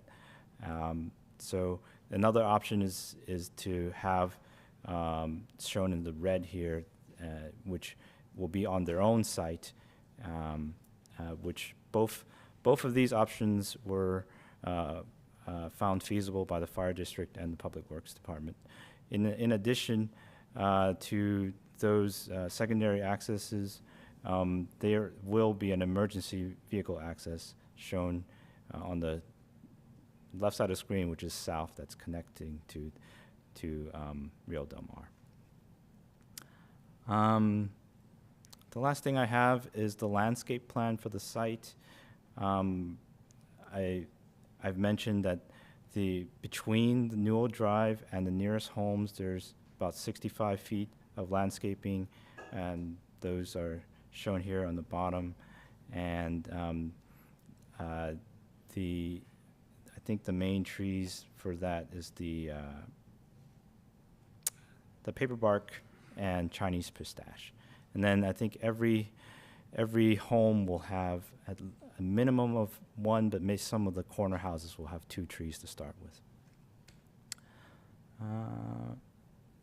And then that's it for the specific issues. Public outreach, this project started, we started our outreach in May, and during the design permit phase, we received 7 comments, which staff responded to. And then for the city council portion of this project, started on August 2nd, and till today we had received no comments. The secret determination and staff recommendation, similar to the Napa Valley Ruins and Garden Hotel, this project is consistent with the specific plan final environmental impact report, and so that's how it complies with CEQA. Staff's recommendation is for the approval of the Promontory vesting tentative map with modified conditions because of the revisions that I stated in the beginning. That's all that I have for the presentation, but I'll be here if you have any questions. Well, thank you for the presentation. We're interested in having, was it 54 ADUs? Could you pull up the map that shows the parcels? Yeah. Have we identified which parcels the eight? We both asked the same question. Oh. I don't think. Are they identified yet? I don't think they're identified yet. Yeah. Well, that's frankly, I think it's a good product to have. Certainly, certain qualities of American Canyon. There's extended families sometimes that are living together. And I think I mentioned before, the first one I saw was, well, Junior ADU that was Lennar built them on Mare Island. Mm-hmm. So the point that was explained to us was when you're the young family with the kids, you're in the big house, and you rent out the ADU, and when you're an empty nester, you move into the ADU and rent out the big house. But I do know, well, culturally speaking, a lot of families here in American Canyon have extended family living with them, usually a set of in-laws or younger siblings or relatives. I think that's going to provide a great opportunity for families here. So I look forward to that. Vice Mayor Washington. Yes, thank you, William, for the presentation. One of my questions was where the affordable housing identified, so that's already been answered. But the junior ADUs, are there any pictures of what they should look like, or is that something that the developer is going to be building for the person getting those affordable housing? Is there a standard look that they want to have? I think I have a floor plan, but I don't think I have like the details of those yet. Let me see if I can bring that up. And then while you look for that, the second question, so that would be the affordable housing. Is that the only housing that would have the junior ADUs? Or could someone who's not under the affordable housing program also install a junior ADU? So if you purchased a home that did not have one of the JADUs, by state law, you still can build one yourself without the developer's house. Okay. And you can also build a JADU and a detached ADU now. So you can basically have kind of like 3 units, a primary, a detached, and then a ADU. It goes straight to the building permit for that. I'm sorry, I don't have the floor plan with me for the example JADU right now. Okay. But are they pretty much similar to how the house looks? It looks like a little mini house, or? Oh yeah, it's basically a living unit within the ground floor. So, and then they have their own primary access, and I think they have access to a restroom. So it's going to be separate. Okay. Yeah. Thank you. That's it. Councilmember Joseph. Yes, well, first of all, I am excited about this project for a couple of reasons. One, to be honest, I didn't know if the Newells were going to develop this parcel in the immediate future, and here it is. They're asking for approval tonight. So that's kind of nice, because I think the Watson Ranch area can develop better when everybody's in play. So I'm excited just for you being here. Beyond that, I really love the junior ADU concept. And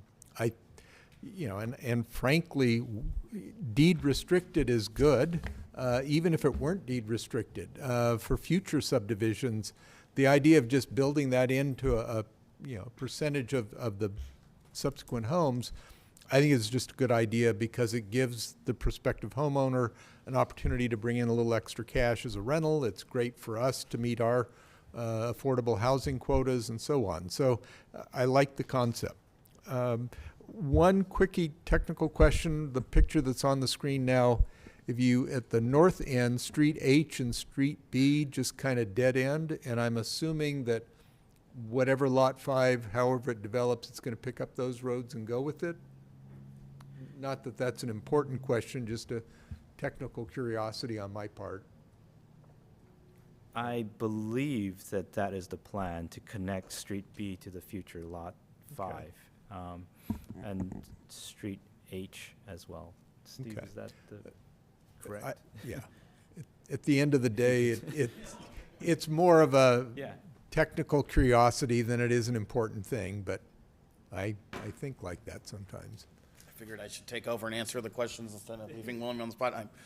Good evening, Mr. Mayor and Council. I'm Steve Riley with 330 Land. I'm here tonight representing the Newell family as the applicant, and I'll answer your question first. Okay. We talked to Terry. He didn't know what he was doing yet with Lot 5, so I kind of said, how about we give you some flexibility? We could put a road here, we could put a road there. So we ended up just deciding to put 2 in, because what you can't see here is there's a lot of topography right on the interface of the 2 property lines.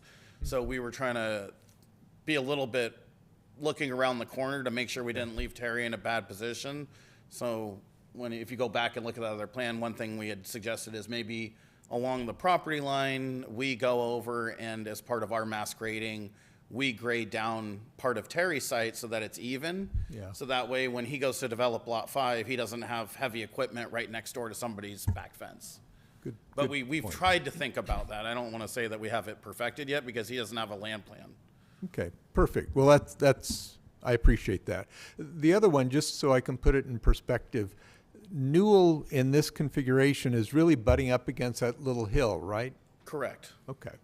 That helps me put. Yeah, there's put a it in lot of perspective. topography that's hard to see in a 2D map like this. That's true. But that's what you could see from what William showed. As you go from Newell down to the houses, it's falling down.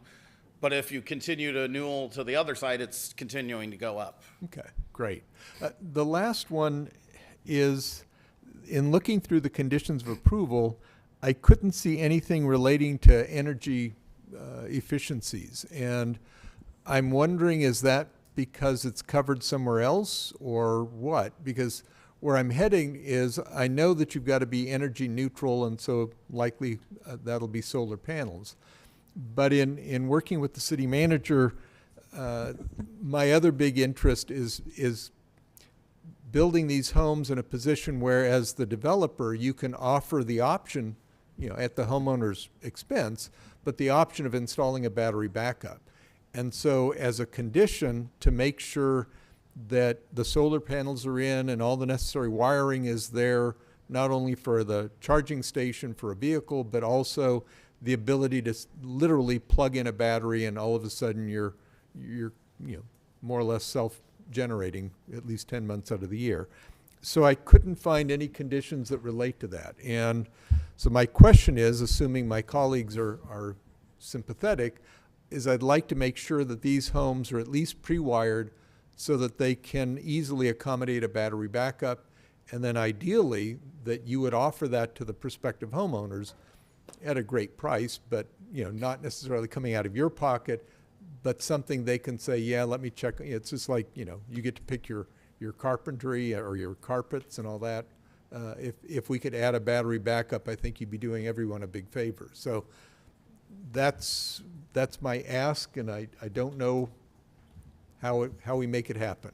Brent, one of the things that I was thinking is that you might be able to explain some of the provisions of the building code as it stands to now. Some of the things you might be looking for are in the building code, which are not part of the packet, but we had a conversation about that today. Maybe you can kind of just elaborate on what the building code says about some of the things you were talking about, Mark.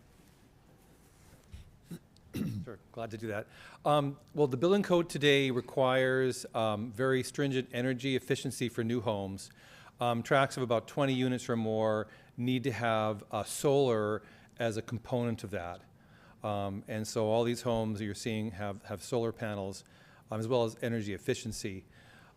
There is also a requirement that all the homes have been pre-wired for electric vehicles, since so many are buying it that way. And so suggestion of also pre-wiring it for battery backup kind of is in line with that. The code doesn't require it, Mr. Riley and I had a conversation this afternoon about this issue, and I'm going to put words in his mouth and he can correct me if I'm wrong, but I recall him saying that this would be something that's feasible to pre-wire, not terribly expensive, and if the homeowner wanted to then go the next step to install battery backup, well, that's much easier to do it when it's pre-wired than if it wasn't pre-wired and then they have to go through walls and who knows what to make it happen. So I'll let the applicant finish the thought. Okay. Well, I appreciate that, and I certainly would like, either to add it as a condition or hear you assure me on, on the public record that you'll add it in one way or the other. Well, I think what I told Brent is we wanted to make some language modifications to some other conditions. So as long as the council's okay working through some of these issues on the fly, we're okay working through an issue like that on the fly. And the joke I gave him is my excuse for not having gotten it to staff earlier is our power went out last night. Well, it went out in the morning, and then it went out again last night. And I tried to email him my red line of the conditions of approval, and then it went out, and then it never got out. And so here we are today, and I sent it to William this afternoon, and then I realized I sent him an attachment that I don't think he could open. But that we would be fine working with staff to implement some kind of condition of approval that said that the homes will be, and we'd say pre-wired or prepared for a battery storage device or something along those lines. Okay, great. Just as an FYI, we have solar battery backup at our house, so when the power goes out, we can continue emailing. So just, so there you have it. Mine was worse. The power went out, and because where we live, all the cell towers went out with the power. All right. So we got to enjoy living in the 18th century for a few hours. Sounds good. That's happened at our place too once in a while. Okay, well, thank you. That sounds great. We've got to do a second, no, not really. This is sorry. Now I'm mixing up my projects. Okay, that would be great by me. Thank you. So I know you guys, I don't think you guys had opened the public hearing or asked us to come up, so I'm more than happy to answer whatever questions, or if you guys want to have staff answer questions. But if you wanted me to answer the question about the junior ADUs, the answer is we've programmed them at 25% as affordable.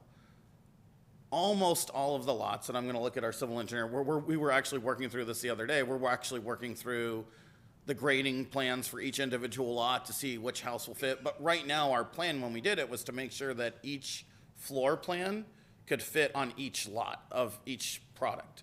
So right now, if you look at it, we basically have 3 floor plans. So it's really more, if we were to do an even mix, it would be about 33%. We're not necessarily, I'm not sure it's going to be an even mix. So what our plan was to guarantee that 25% were pre-plotted, that they had to be built.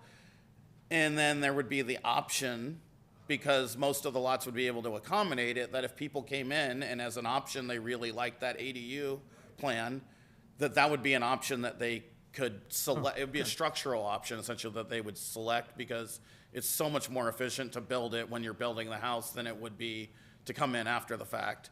And on other projects that I've worked on where we've done junior ADUs, every single time the demand has exceeded what we had pre-plotted. So it's usually, was more of an issue in some of those plans trying to find lots that ADU house could fit on. So this time we tried to make sure that every lot could accommodate one of those plans. Very good, thank you. Excellent, thank you. Is that it? Councilmember Abdamos? Thank you, Mr. Mayor, and thank you, Brent, William, wherever you want, for your presentation. I echo Councilmember Joseph's sentiments in that I'm super excited about this project coming to fruition so quickly. I have 2 questions. One is, please explain to me the deed restricted JADU process. Like, I'm a home buyer, I want to buy this house, but it comes with a deed restricted ADU. So are you telling me that I have to allow a stranger to live in this ADU attached to my home? And then my other option would be to just not have an ADU at my house? Or can I have, let's say, I have a sister who's in college. She's broke because she's in college. So she needs affordable housing and I rent it out to her. Like, how does this work? How do you? No, that's a great question. So I could have given a better presentation about it. So how it works is The junior ADUs are just basically, like William said, they're part of the floor plan of the house. So typically how we would do this from a marketing standpoint is we would let the buyers self-select. Buyers would come in and that would be an option and they would say, oh, I really like that option. Now, some of those buyers might be selecting that option because they intend to rent it out right from the get-go and they want to get the extra income to help pay down their mortgage or pay for their mortgage or qualify. Other people might want to self-select that because of what you said. They have older kids that are coming back from college.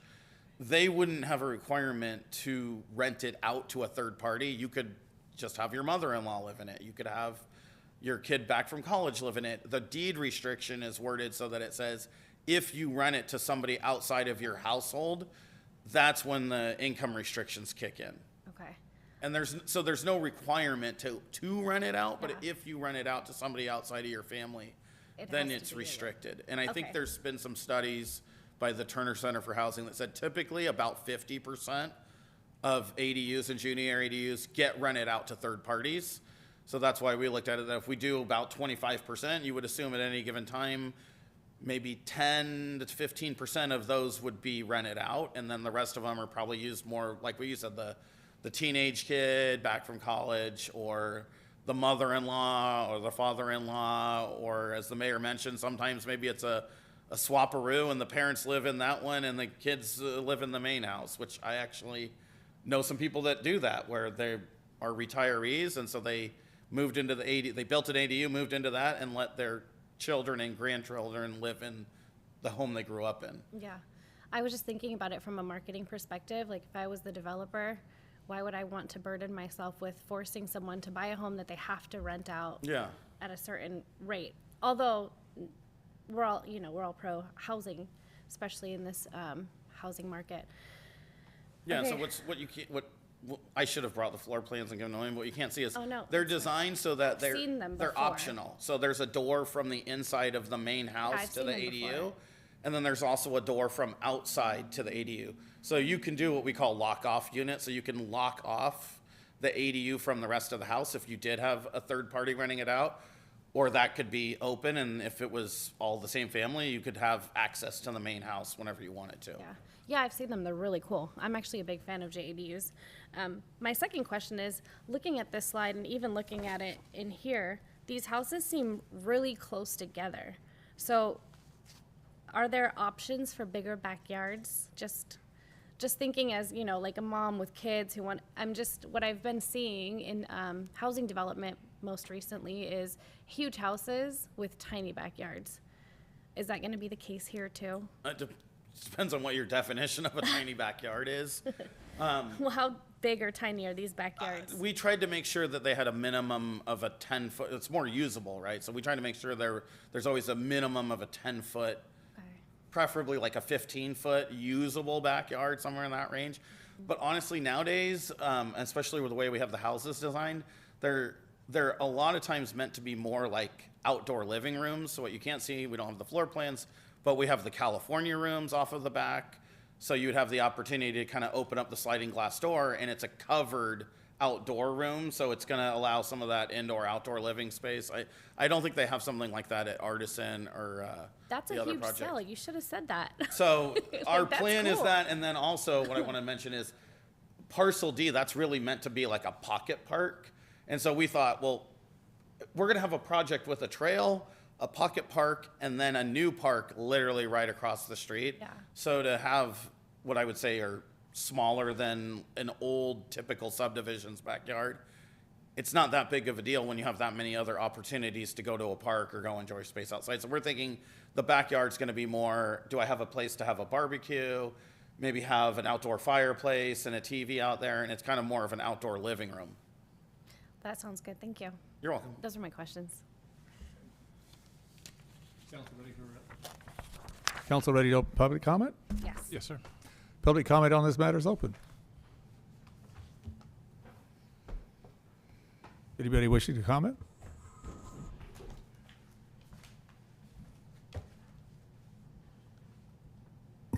Yeah, I just have one question.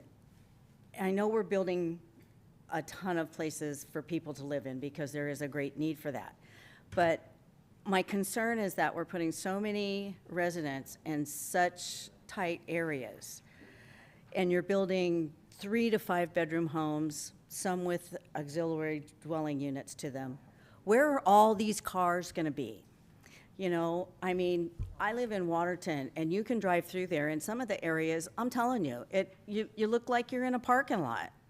You know, it's really tough when you pay that kind of money for a new home, and then you have 10 cars sitting along the side of the road and in front of your home. I know it's a public road, but still, you're paying, you know, I'm paying $1,000 a month in taxes alone in my escrow account, you know? I mean, I didn't buy the home to have that kind of a view when I walk out my front door.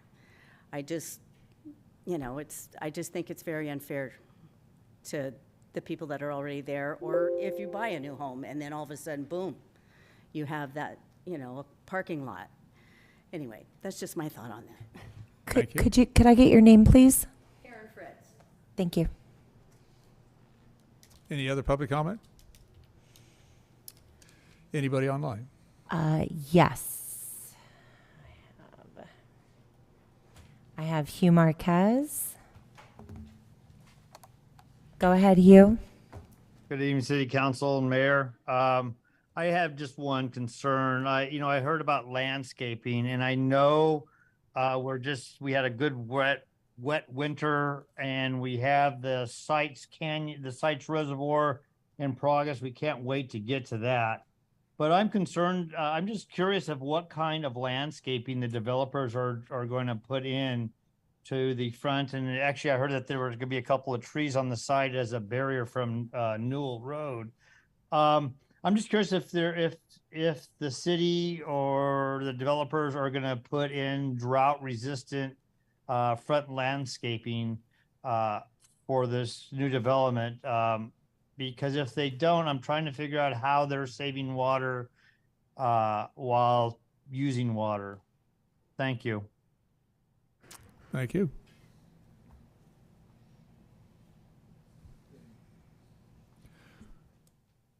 Mr. Cooper, somebody, okay. Hi, Steve Riley again. So it's a great question, and I'll tell them that the front yards are all designed as drought-tolerant landscaping. In addition to that, the project, the common area landscaping, what he was referring to where they're showing all the trees, that's all going to be irrigated with recycled water. So there's a lot of trees and, you know, low grasses, but all of the landscaping in the medians and on the edge is going to be done with recycled water, so it's not potable water. Okay, very good. Thank you. Anybody else online? Okay. Anybody else in the audience wishing to comment? Seeing none, public comment is closed now. Oh, I'm sorry. Almost. Hi, I'm Reed Robertson for the applicant. It's been a long road for us. I looked at my emails. It's been 10 years since I met Brent and Bill, and I just want to thank you guys for hanging in there with us. It was a lot windier than that loop trail to get here. So, anyway, thank you. All right, thank you. All right. Hi, Sarah Brunt. I've been here about 12 years, and when we moved here, it was all open in the back where we live by the lake.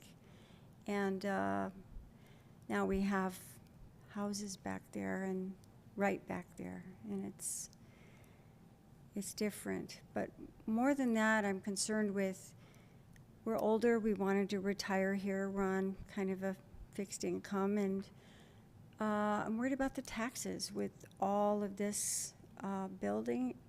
How much is that going to impact us who've kind of made this our place to retire? Is that going to be a pretty big deal with all this infrastructure? I mean, I know the new people will pay, but I mean, how much will it impact us? Should we be thinking about moving because we planned our old age around a certain price, you know, every month? And I think a lot of the older people are wondering about that.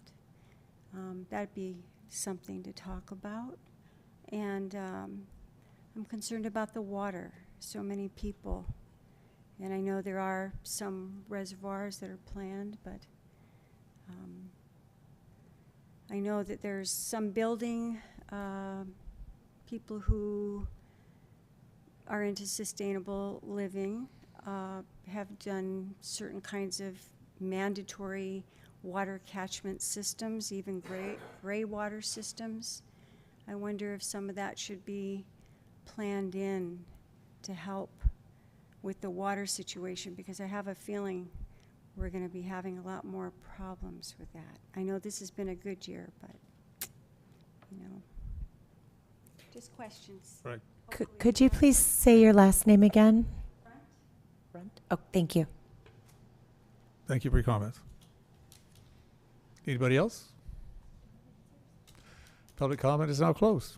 We'll return to council for further discussion. Mr. Mayor, I think we should provide some, the water supply is an issue that we've talked about a lot, but if the city manager or anyone could address the tax issue, offhand, I don't think there should be a negative impact on everyone else's taxes, that this actually brings in a little bit of extra revenue, but yeah, generally,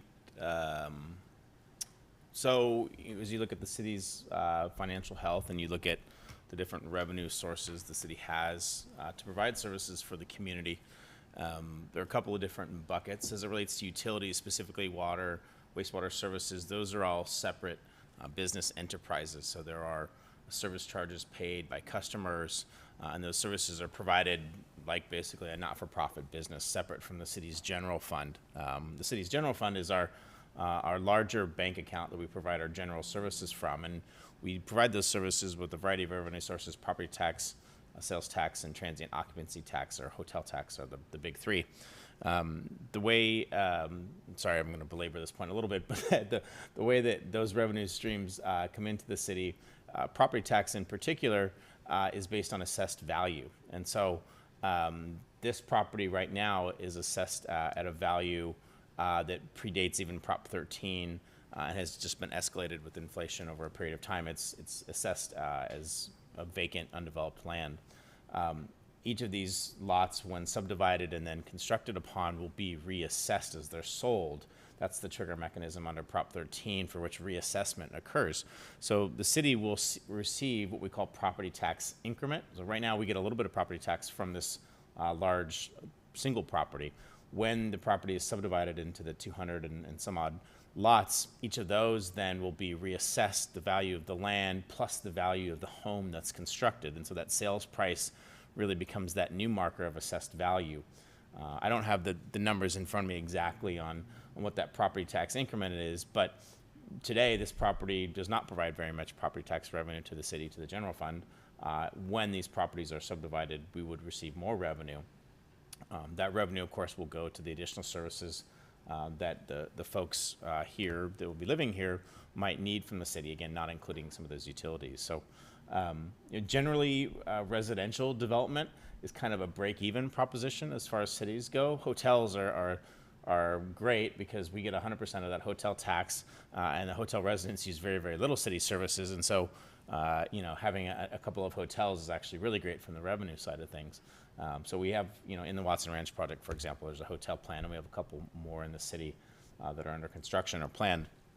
So we like to sprinkle in the TOT. That's kind of the best, but you can't kind of live and die with just the hotel tax. Sales tax comes and goes as inflationary pressures happen and as shopping patterns change.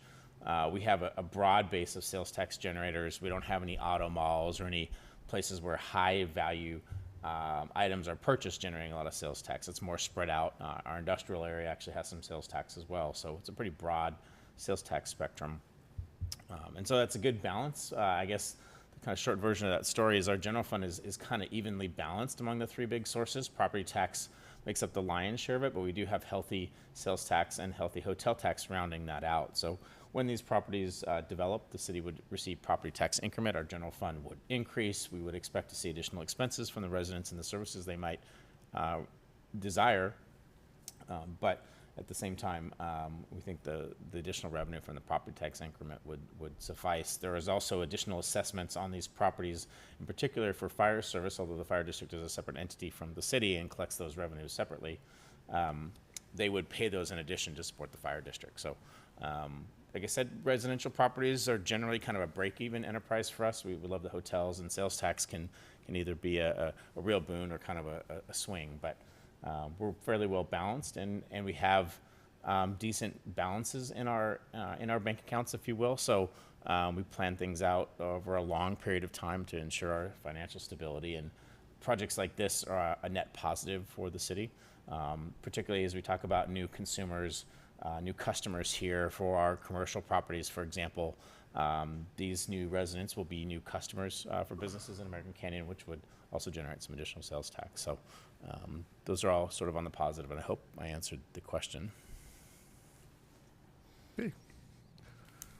Thank you, Mr. Mayor, Hawley. As it related to, just because I have some familiarity with this on the water issue, so not only will the front yards of these lots have drought-tolerant landscape, they're not going to have any turf. So it's not just a little bit of cactuses. The entire front yard will not have grass in them, and I think that's some of the sea change you've seen. You see it in some of the other projects in Watson Ranch. The rear yards can have a little bit of grass landscaping, and they might. Pets are really the area where you want to kind of think about that, but these developments will not have the expansive turf areas, 40 by 60 backyards with grass everywhere. That's an outdated mode of residential construction. The common areas and the larger parks and whatnot are all irrigated with recycled water, so that's the main shift. And as we start thinking about water demand, these units will all have the latest, most water-conserving appliances and toilets, et cetera. What we've seen over the last decade in the city's water demand has been a marked shift, reduction in our water demand. When I came to start working here a decade ago, we used about 3,600 acre-feet of water from the State Water Project.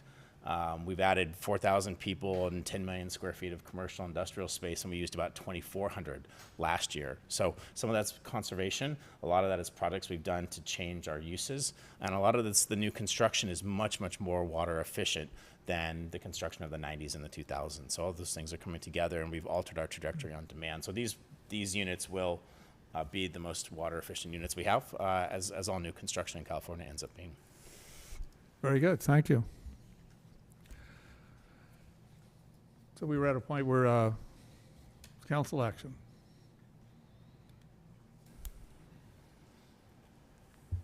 We do have a resolution. There's no other comments, and my screen will come up. Yes, this is the Promontory resolution. I'll make a motion to approve resolution number 2023 next in order.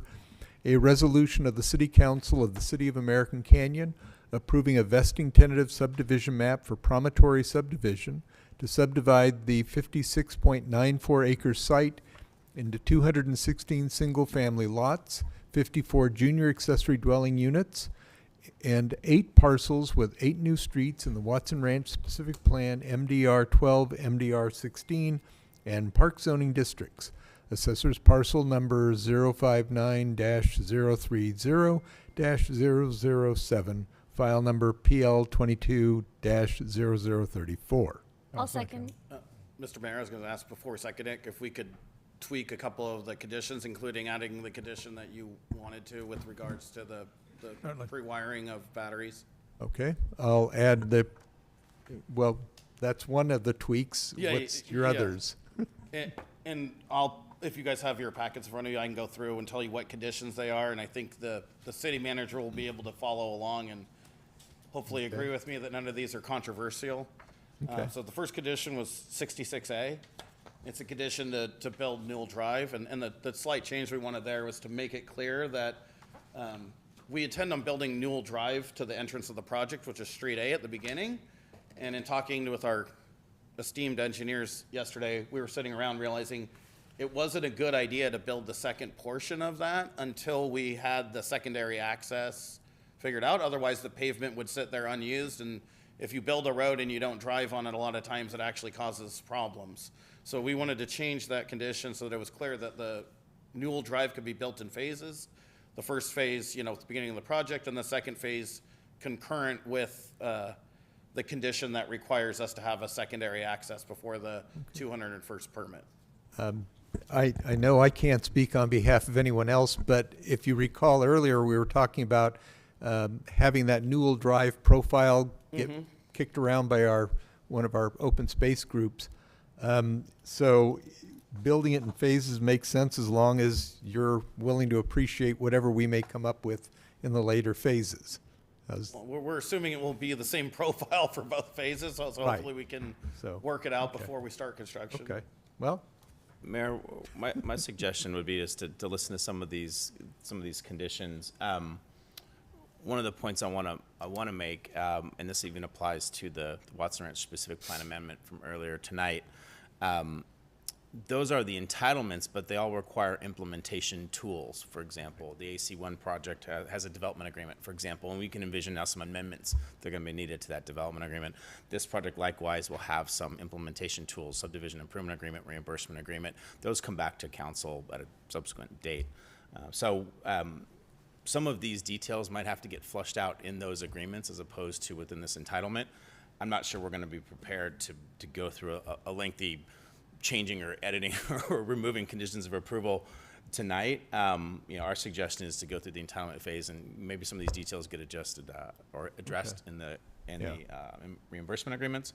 And when we bring back reimbursement agreements, for example, if we decide, geez, that condition of approval might need to get tweaked, you can take action at that point to modify a condition. In fact, we have improvement agreement. We actually have an item coming to you at your next council meeting where we're going to be changing the wording on a condition of approval. So it isn't locked in stone that if we went through it. So we can move forward with this resolution this evening, knowing that we will have amendments coming. Correct. There is an opportunity as you bring back an improvement agreement, for example, to say, we're going to approve an agreement and tweak XYZ condition of approval. So I definitely want to hear these and go through these. I'm just saying, let's see what these are. We may not be in a place to say we have to change all that on the fly, because we don't typically like to do that on the council dies. Fair enough. And City Manager, I appreciate that. I didn't mean to come and try and ask you to change it on the fly, but I'm hoping that the ones that are not controversial, that are really straightforward, what we're trying to do is build in the flexibility that you just mentioned. So the next condition is 66G, and this came up on our call the other day about the water system. And we just thought the tweak there was to remove the requirement for city acceptance before we could move forward with building it. So we have an obligation to build a booster pump and make sure it's active. And we just said, well, do we need to have city acceptance before we have the houses, just in case we're ready to close houses, the city council's on a 3-month sabbatical for some reason. That would be unusual. That'd be great. Yeah, I want to give you guys the freedom to have a 3-month sabbatical 2 years from now.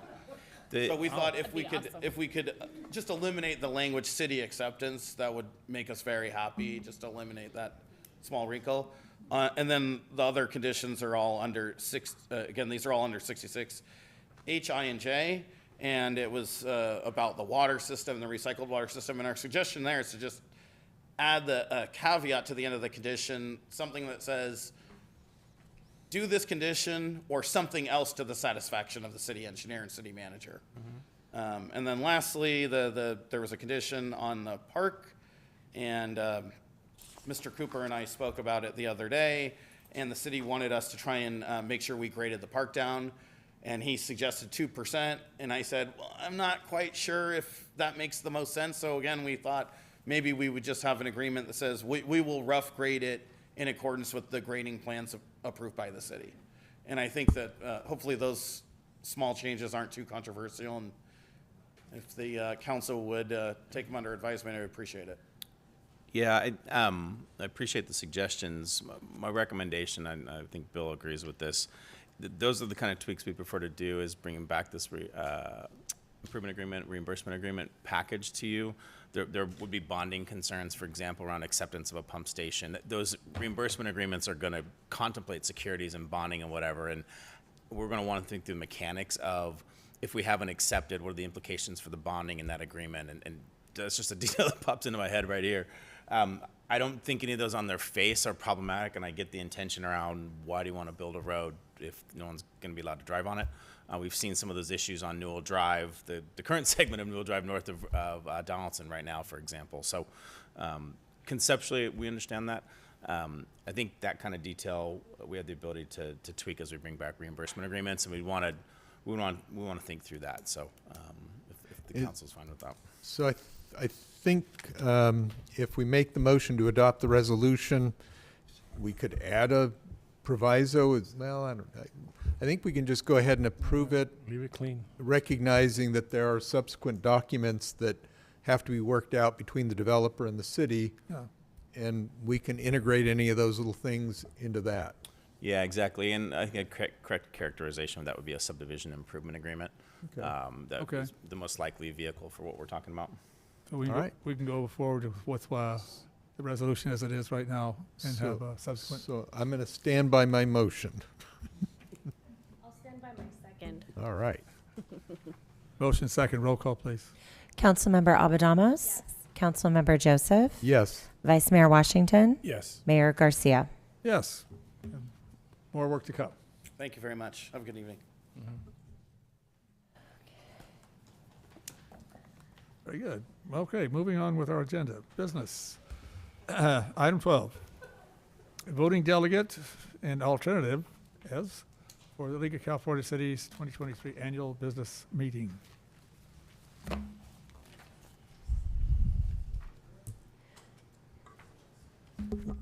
Thank you, Mayor and Council. Annually, we bring this item. We have to, Council selects a voting delegate and an alternate for the League of California Cities 2023 Annual Business Meeting. If anyone has any questions. Certainly. Who's attending? that? I think I am. Councilmember Albadamos is, right? I'm attending. Yeah, you have a special occasion. I do have a special occasion. I get to be the president of the North Bay Division. Of the League of California Cities. Yeah. I look forward to that. Me too. I'm very excited. Anybody else going?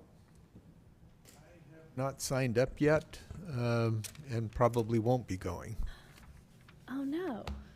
Or I might be talked into it. I don't think I'm going to be spending the night there, but We'll be there for the North Bay Division meeting. Well, yeah. maybe I'll be sure to be there. What day is that? I think it's on the Wednesday. I think we're doing Wednesday afternoon. Okay. That's the information I heard. I believe invitations are going out Okay. shortly. I believe it's a luncheon kind of on Wednesday, which luncheon is the meeting, 20th. I think that was the 20th. Yeah. Yeah, I think it's September 23rd. No, that's August. Sorry, September 20th. Yeah. Wednesday, September 20th, I think, is the luncheon. The conference runs Wednesday through Friday. I plan to be there. Maybe I should sign up for a one-day. You can make the trek over and see the intro and see the luncheon. And Yeah. Okay. Anybody else? Do we know anything? Anybody heard anything from Councilmember Oral regarding? I do not believe he's going now. I won't be going. No. Okay, so that's two for certain. A third, we could convince Councilmember Joseph to. go for a day. I'll go for a day, but I'll miss out, I guess, on the voting delegate. Yeah. So Okay. I'd make a motion that we designate our mayor as the voting delegate and Councilmember Abudamas as the alternate. Are you good with that? Me? Yeah. Oh, yeah. Okay. It's tradition. It is tradition. I'll make the second then, if that's Okay. appropriate. Motion second, roll call, please. Okay.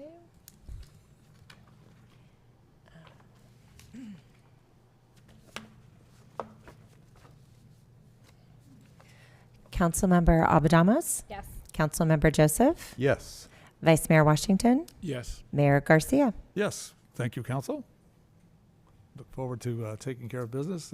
Usually has some very good legislation to review and discuss. Okay, now we're moving on to management staff oral reports. This is item 13, wastewater operations quarterly update. Thank you, Mayor. I want to introduce Jay Atkinson, our wastewater system manager, and thank staff for being here and for lasting through this longer night. We have a number of staff in the audience from our wastewater operations. Thank you all. We do have a presentation.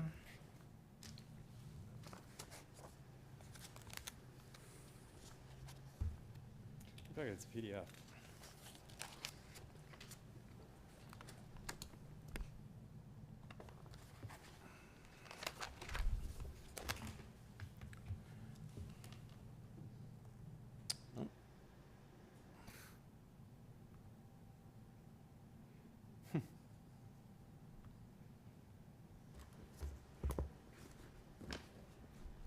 pressure.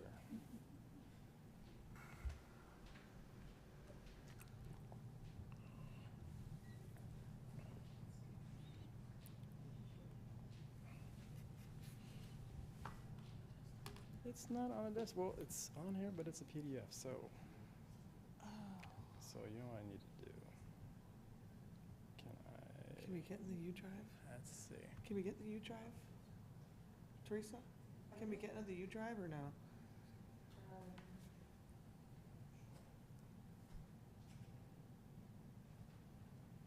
For some reason the PDF was put on the laptop and not the PowerPoint. That's weird. It's PowerPoint. It's that. It's not this? That's it. it. But it'll work. You'll just have to scroll down. You guys good with that? Just be careful Beautiful. screen. Good evening. Good evening, Council. Mayor Garcia, Vice Mayor Washington. It's good to be up here. My name is Jay Atkinson, and I am the Operations Manager for the Water Reclamation Facility and over the collection system. 14 years now. It's been that long. So with that, I'll just get started. I need to adjust the microphone. Okay. There you go. Is that better? Okay, so what I'm going to do is just kind of just go through briefly kind of what we do at the Water Reclamation Facility. Our main objective is to definitely improve the quality of wastewater, eliminating the pollutants and toxins, and preserving the natural resources for reuse. So recycled water, of course, is what we're looking at. We have the plant we have it's 2002 is when it was started. When it began, and so we've been operating it ever since. We have 3 certified operators. We've got 1 mechanic. You know, we just had an MPDS permit renewal, and the state really gives us very, very stringent limits on what we can discharge. And the reason they do that is because of the technology. We've got really good, we have really good treatment. We also maintain and operate 5 sewer pump stations and lift stations, and maintaining a safe work environment. That is really key for us right now. We've got a lot of new people coming in and out, and the wastewater plant has a lot of, well, you can say, unsafe areas. We're definitely staying up with new emerging technologies and trends. The operators are always looking for improvement. One of the things we have around there is the 3 E's: to exceed, to enhance, and to empower. And we kind of follow those guidelines. So we're always looking for continual growth. Some of the highlights. So this picture, this is a highlight, I guess. It's kind of from March, I guess, to July. When we had the big storms that came through. This is kind of what we gathered. This is grit. This is basically the sewer system was scoured because we had so much water coming through. But during this time, we conduct a lot of maintenance activities, and so the influence screens, 3 very, very large screens. I don't have pictures of those, but some motors, some big motors. The Blue Frog system is another maintenance activity that we did. Could you explain Blue Frog? The Blue Frog system is it's a system that we, it was going to be a pilot project, but it's actually in our sludge holding lagoon, so our sludge pond. And essentially what it is just mixers that are mixing the sludge in the basin, and it's reducing the solids. We still take out of it. We waste out of that basin, but we definitely, the basin's getting full. The sludge basin is getting full. The Blue Frog system has helped, but it certainly hasn't taken care of all of the issues. The training inspections were big this year, and the cleaning and the repairs. The membranes, they're around 10 years old now. So I think last time they were around 10 years, but they look better. They look better now than they did the first 10 years of their service, the first membranes. Some projects in the works, so the citywide SCADA project, we're so excited about that. I mean, it's going to get us we're going to have a web-based system. It'll be citywide, so it'll be really just user-friendly. I just can't wait to get it going. We've been testing some new membrane technologies, some high-strength waste workshop. Actually, we're having one of those tomorrow. And we're kind of in the master planning phase. So this is 14 years ago when I started. We were kind of doing this phase where we were kind of looking at upgrading the plant to get it to the 2.5 MGD capacity. So it's a lot like that, which is very, it's a lot of work, but we have a great team to get through this, and they're excited about it. Our collection system crew, so definitely committed to providing responsible and reliable service for the community through the comprehensive maintenance and operation of our program. So our collections crew staffed by 3 collection system workers and 1 supervisor. They are all certified. And really, we have something called the Sanitary Sewer Management Plan, which was adopted by the council in 2022. And it's already changed. They've changed already, so we've already had to make some amendments to that management plan. But that's basically, in that plan, it goes through everything that we do as far as how we maintain our system.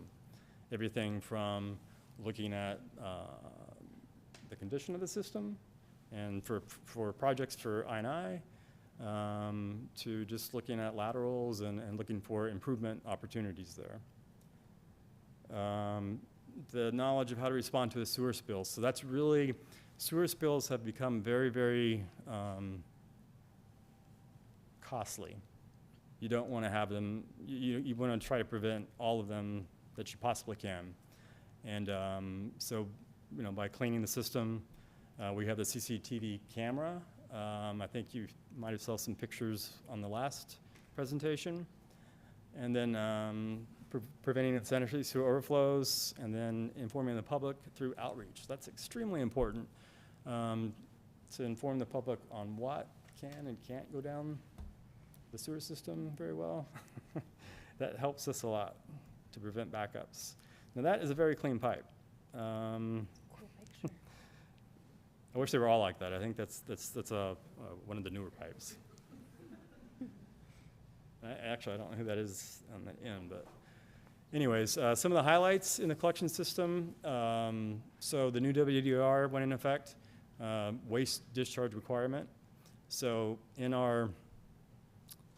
at the water reclamation facility, we have an MPDS permit, and in that permit, they actually inserted the WDR, which is really the SSMP, or the way that the collection system does, how we do our job. So it's not only in its own CWIX, SSMP kind of place, it's also in our MPDS permit. So that was updated in 2022, which the collection system team, awesome job. I mean, it's our SSMP is really, really good. Over 12,000 feet of sewer pipe cleaned. Oh, sorry about that. We had 1 sewer overflow reported, which is very, very, very good. 6 sewer backups caught. So that just means some hot spots. They're going around just knowing the system. They've they caught the spills before they happened. They've been working with the streets crew and with the engineering staff to CCTV some of the areas that are going to be repaved. The new spill emergency response plan for the pump stations. I'm really excited about that. We don't have one, but we have a tremendous amount of redundancy at our pump stations. So influent and effluent flow. So this is just kind of through the rolling years. So August 2022, the graph on the left, the green is the influent combined flow. And that's in the August of 2022, we had 40 million gallons of sewage come in. And then those two big blips in January and kind of February, March there, we had over 100 million gallons of flow come into the plant. We did not have one violation. Pretty excited about that. I mean, that's the compliance team that we have, the maintenance crew, the collections crew, the operations staff. I mean, it's I'm sitting up here talking, but really the credit goes to those guys. The other interesting graph there is the recycled water flow. So that's in also million of gallons per month. So you can see that in August 2022, we had a little over 20 million gallons. And we're over that now in August. So we've kind of reached that mark where we're hitting, you see that in July of 2023, we had right around, 50 million gallons come in. And around 25 million of that was recycled. Pretty cool. Recycle water. It was unbelievable 2 years ago when we had the recycle water program out, and it was received in a way that was really, really good. Very positive. Some staff accomplishments for the maintenance crew. I took a picture of these guys because this is really the first time we've had our full staff together with Chris and Eric and Andy. He's the guy in the front, and Thomas over there. Thomas and Eric actually transferred into our department. Let's see. Chris has passed the collections 3. Thomas has passed us 2. Eric and Thomas got NASCO certified. So they're really getting all their certifications built up, which is phenomenal. We did the mid-managers did that leadership academy too, so that was pretty cool. Let's see. Hey, pretty short. Yeah. For the presentation, lot to know about our field with wastewater management. Currently, I'm impressed with seems to be a culture where the certifications are an important thing to get done, and certainly that's the knowledge and shows competency in terms of what people do. So thank you for that. The tobacco truck. Mm-hmm. Yeah. That looks like a very complicated piece of equipment to run and operate. So I imagine the training on that is rather extensive. Indeed, yes. What's the cost of one of those things? Probably about, I think it was $500,000, maybe a little more. I don't know. They're very pricey. Yeah. So we take care of pricey things very, very well. I know there's been some conversation in the past, and it's come up a time or two about, between jurisdictions, can we share equipment type of thing? Might be something to think about with this type of piece of equipment. Absolutely. So that might be a way of reducing our expenses on that. I can see doing this at the Other same time. questions, comments from council? No, sir. Not ever do. No. Thank you for the presentation. Thank you.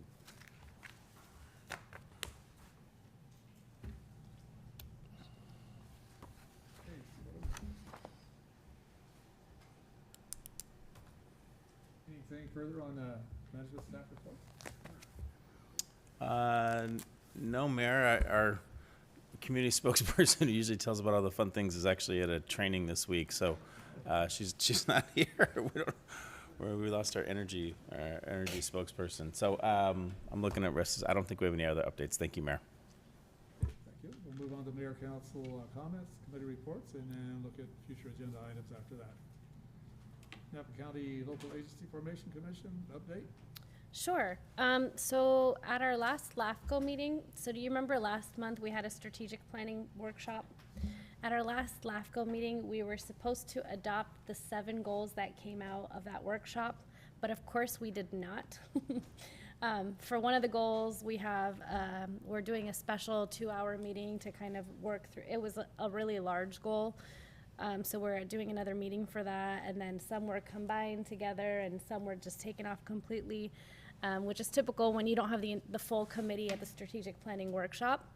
But something of note that came out of that was, you guys already know that we have approved the fire and EMS MSR for countywide. So we've agreed to prioritize that over the next 2 years. And so now we have a subcommittee that's working on that through LAFCO. And there's a scoping meeting for that 2 days from now. I believe you guys all received the email from the chief. So that's really important for us. And then we also authorized the release of the RFP for the fire and EMS MSR. So many letters. And I'm already tongue-tied tonight, so it's not helping very much. So that's the most interesting thing that came out of our last LAFCO meeting. And frankly, that's what the bulk of our time was spent on, was going through our goals that resulted from that strategic planning session. So that should be coming back to us at the October 2nd meeting, and hopefully we'll have something adopted that I'll share with you then. I can even bring you a copy of it if you're interested. Councilmember Abadamas, does that mean the fire district annexation of Green Island Vineyard is on hold pending that MSR review, or? No, I don't think so. It just wasn't agendized for our last Okay. meeting. All right. Yeah. Thanks. Because that was already approved. Or expanding it into the sphere of influence was already approved. Okay, thank you. Sure. Napa County Climate Action Committee update. We had that excellent presentation on V-Commute from Ian Meehan from the Napa Valley Transportation Authority, who's sharing that. The thing that impressed me with that is when you think about transit, it's bus stop to bus stop. How do you get from where you live to where you work? V-Commute is a ride-sharing operation, and it's been started down in the South Bay area. Largely the electronics industry is using that. I understand a lot of users of that. So you get a ride share from your house to where you work and back. If an emergency comes up, you have a guaranteed ride home. It's either Uber or whatever method you would use to get home. But it's a way of reducing vehicle miles traveled and amount of greenhouse gas. That's causing climate change. That's actually transportation, people getting to and from work, and goods being transported, people being the larger component. It's about 42% of the problem. So it's a good way to get started on it. We started with around 300 people subscribing, and within 3 months we're now up to about 900. So good work, and I look forward to that getting more rider interest. You said it's called e-commute? V. V is in Victor. V-Commute. Yeah. Check it out. Yeah, definitely. Some other items that was at the last meeting, we heard a presentation about Sacramento SMUD, Sacramento Metropolitan Utility District, or whatever. They've actually put together a game plan to get to zero carbon footprint by 2030, which was exciting because that's an important component. The carbon sequestration report and the updated methane report that we thought we were going to hear last month is going to be the next month, which is discouraging, but hopefully we'll hear what we're doing there. And I raised the issue of whether or not we could start developing a dashboard of key metrics, how many electric vehicles, how many deep green customers, and so forth. So everywhere I go, I try to get a dashboard of metrics. So Jason shouldn't feel too bad. that's right. Yeah, I'm a nuisance to anybody that wants to hear me. Is that matrix to see how many electric vehicles that we own in American Canyon or that pass through American This would be more of a countywide Okay. But theoretically, if there's a way to break it out, if DMV can tell you by jurisdiction, that would be ideal. But certainly begin collecting some of that data. And we also heard from MCE, and the most important thing is we're trying to get everybody to deep green, the 100% renewable. And they've just recently changed their methodology. So brand new customers will be opted into the deep green level.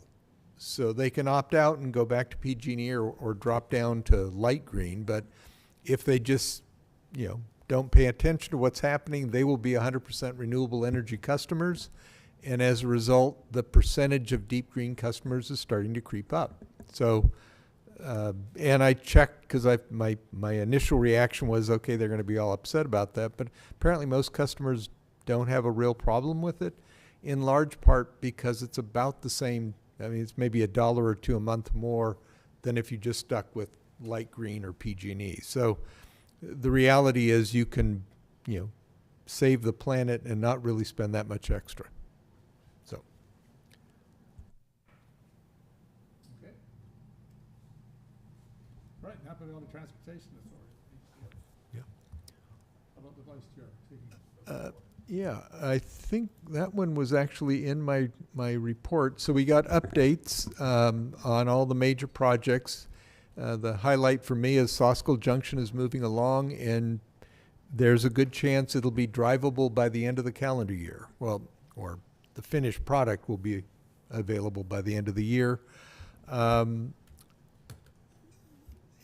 let's see. Oh, and we heard a presentation on the polling of a revision to Measure T. And the bottom line is most people are basically receptive. It wouldn't increase the tax, so we're not asking you to pay more, but it would extend it for 5 extra years, and it would allow us to borrow money up front so that we can make improvements today instead of waiting 10 years to save our pennies. Most everybody was very receptive to that, but the caveat is it's pretty easy to, throw out a few cheap shots, if I may be so editorializing, and make people think that maybe it's a bad idea. So, it'll be important if it goes forward in 2024 that the messaging has to be, focused on the positive and go from there. I think the benefit that it obviously is the capacity to finance better for projects. Yeah, being able to borrow the money on it. Okay, so we move on to, I see the Napa Valley Tourism Improvement Board. Councilmember Orr is not with us this evening. Shall we move on to council committee reports? Anything more to add to yours, Councilmember Joseph? No. Okay. Councilmember Abadamos? Can we just talk about Northampton Park again? We should save it for when Allie gets back. But yes. Yeah, I know. We should. Okay, I will. I'll save it for when Allie gets back. But if you haven't checked it out, go check it out. It's super awesome. I've already taken my daughter like 3 times. After we take her to Shenandoah Park first and then to Northampton. All right. Anything further? For the first time, for me, I participated as a celebrity spotter at the junior livestock auction at the Napa Town Fair. And so Councilmember Ora was there as well. He was the 9 a.m. shift and I was the 9:30 a.m. shift. I was telling Jason earlier, the first time in my life I've ever seen cute pigs. Erica was there too. I've never seen cute pigs, but these pigs were like super clean, very plump, so cute. All right. Vice Mayor Washington? No, sir, nothing to add. Thank you. Well, I would agree. I think we were there for the opening of the all-included Northampton New Park. And just living around the corner from it, you see a lot of activity with parents and kids and a lot of happy sounds from people running around and screaming over there. So that was quite a project to open up. Of course, same day was Meet Me in the Street. Wow, what can one say about that? That's really kind of a defining activity for American Canyon right now. I don't know how many people show up. Estimates are anywhere from 2,000, maybe to 3,000. That's just an amazing success, and certainly an opportunity to connect with those areas of interest we all may have there, whether it's a service industry or a vendor. That was a very good evening as well. Likewise, the Boys and Girls Club had their first block party, so that was a good event. They received, State Senator Bill Dodd was there with a check for $1 million and some change to pay off the loan for the Boys and Girls Club in American Canyon. I think their service on that was about $70,000 a year, so now that's money can go back into programming. That's right. And then, of course, s'mores and meteors that evening. People gathering out. It was a fairly mild evening. It didn't require a heavy jacket. That was fortunate. But a lot of families, telescopes, you could catch a view of Saturn, a double star, and people are waiting for the big meteor shower, which was happening around midnight or 3 a.m. I look forward to people's reports on that.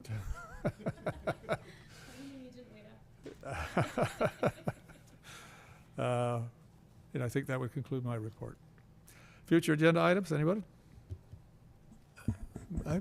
I've got a couple of. Number one, former council member Joan Bennett, on her public comments, I'm sympathetic to her concerns and wanted to suggest that there is a debriefing on the volunteer recognition ball scheduled in September.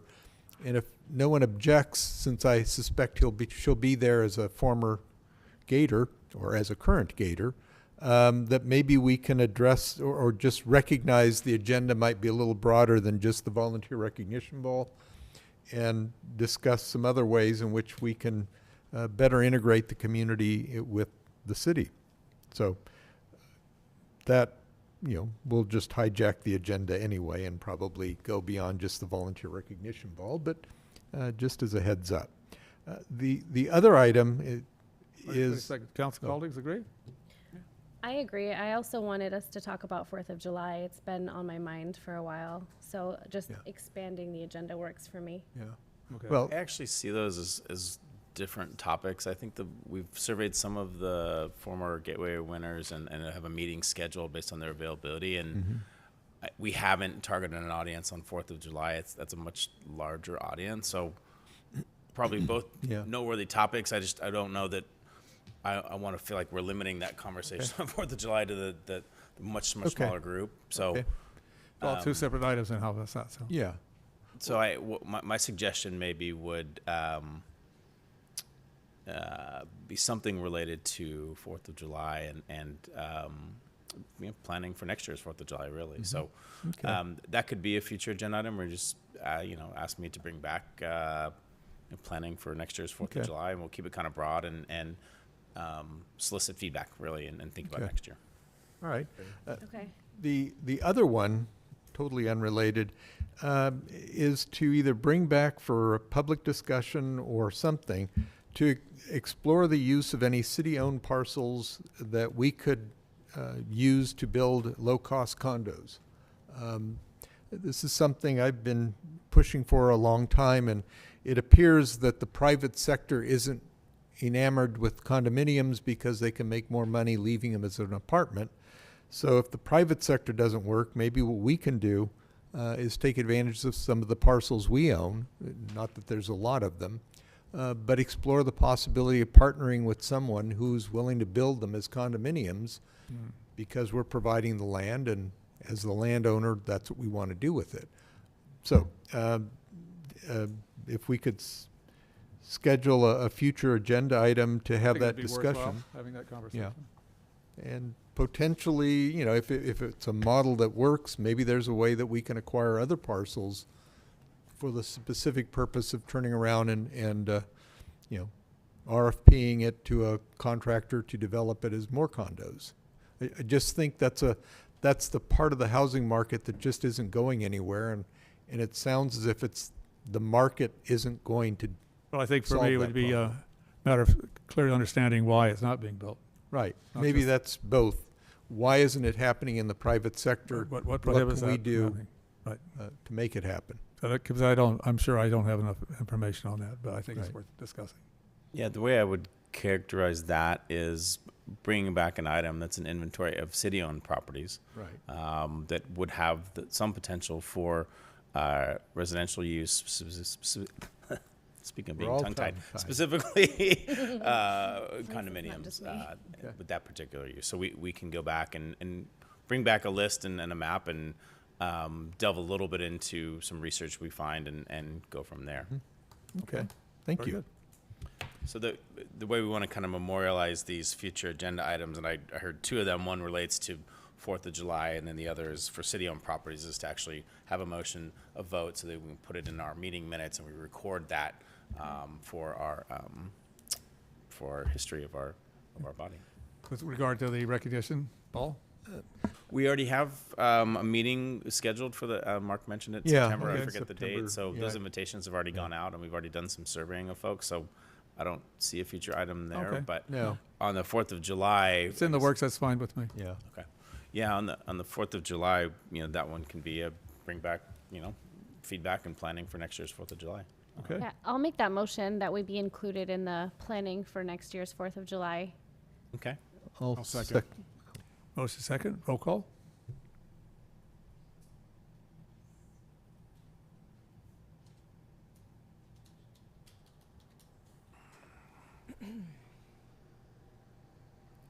Councilmember Abadamos? Yes. Councilmember Joseph? Yes. Vice Mayor Washington? Yes. Mayor Garcia? Yes, thank you, council. Anything further on, There was a second Second item, one. Mayor, a second proposed future item. This would be bring back an inventory of city-owned properties where condominium uses, okay. Possible. are possible. And I'm going to call them affordable condominiums. These are Yeah. deed-restricted Motion to affordable. have that as a future agenda? I'll make that motion. I'll second. Motion second, roll call, please.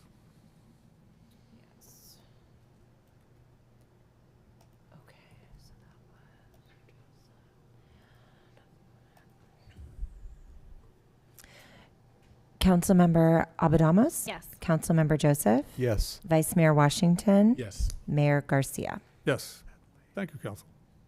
Thank you. We concluded that one, then we have our September 5th, 2023 regular city council meeting will be at 5:30. We have concluded our business for the evening. Thank you all. We are adjourned. Thank you. Good night, American Canyon. Good night.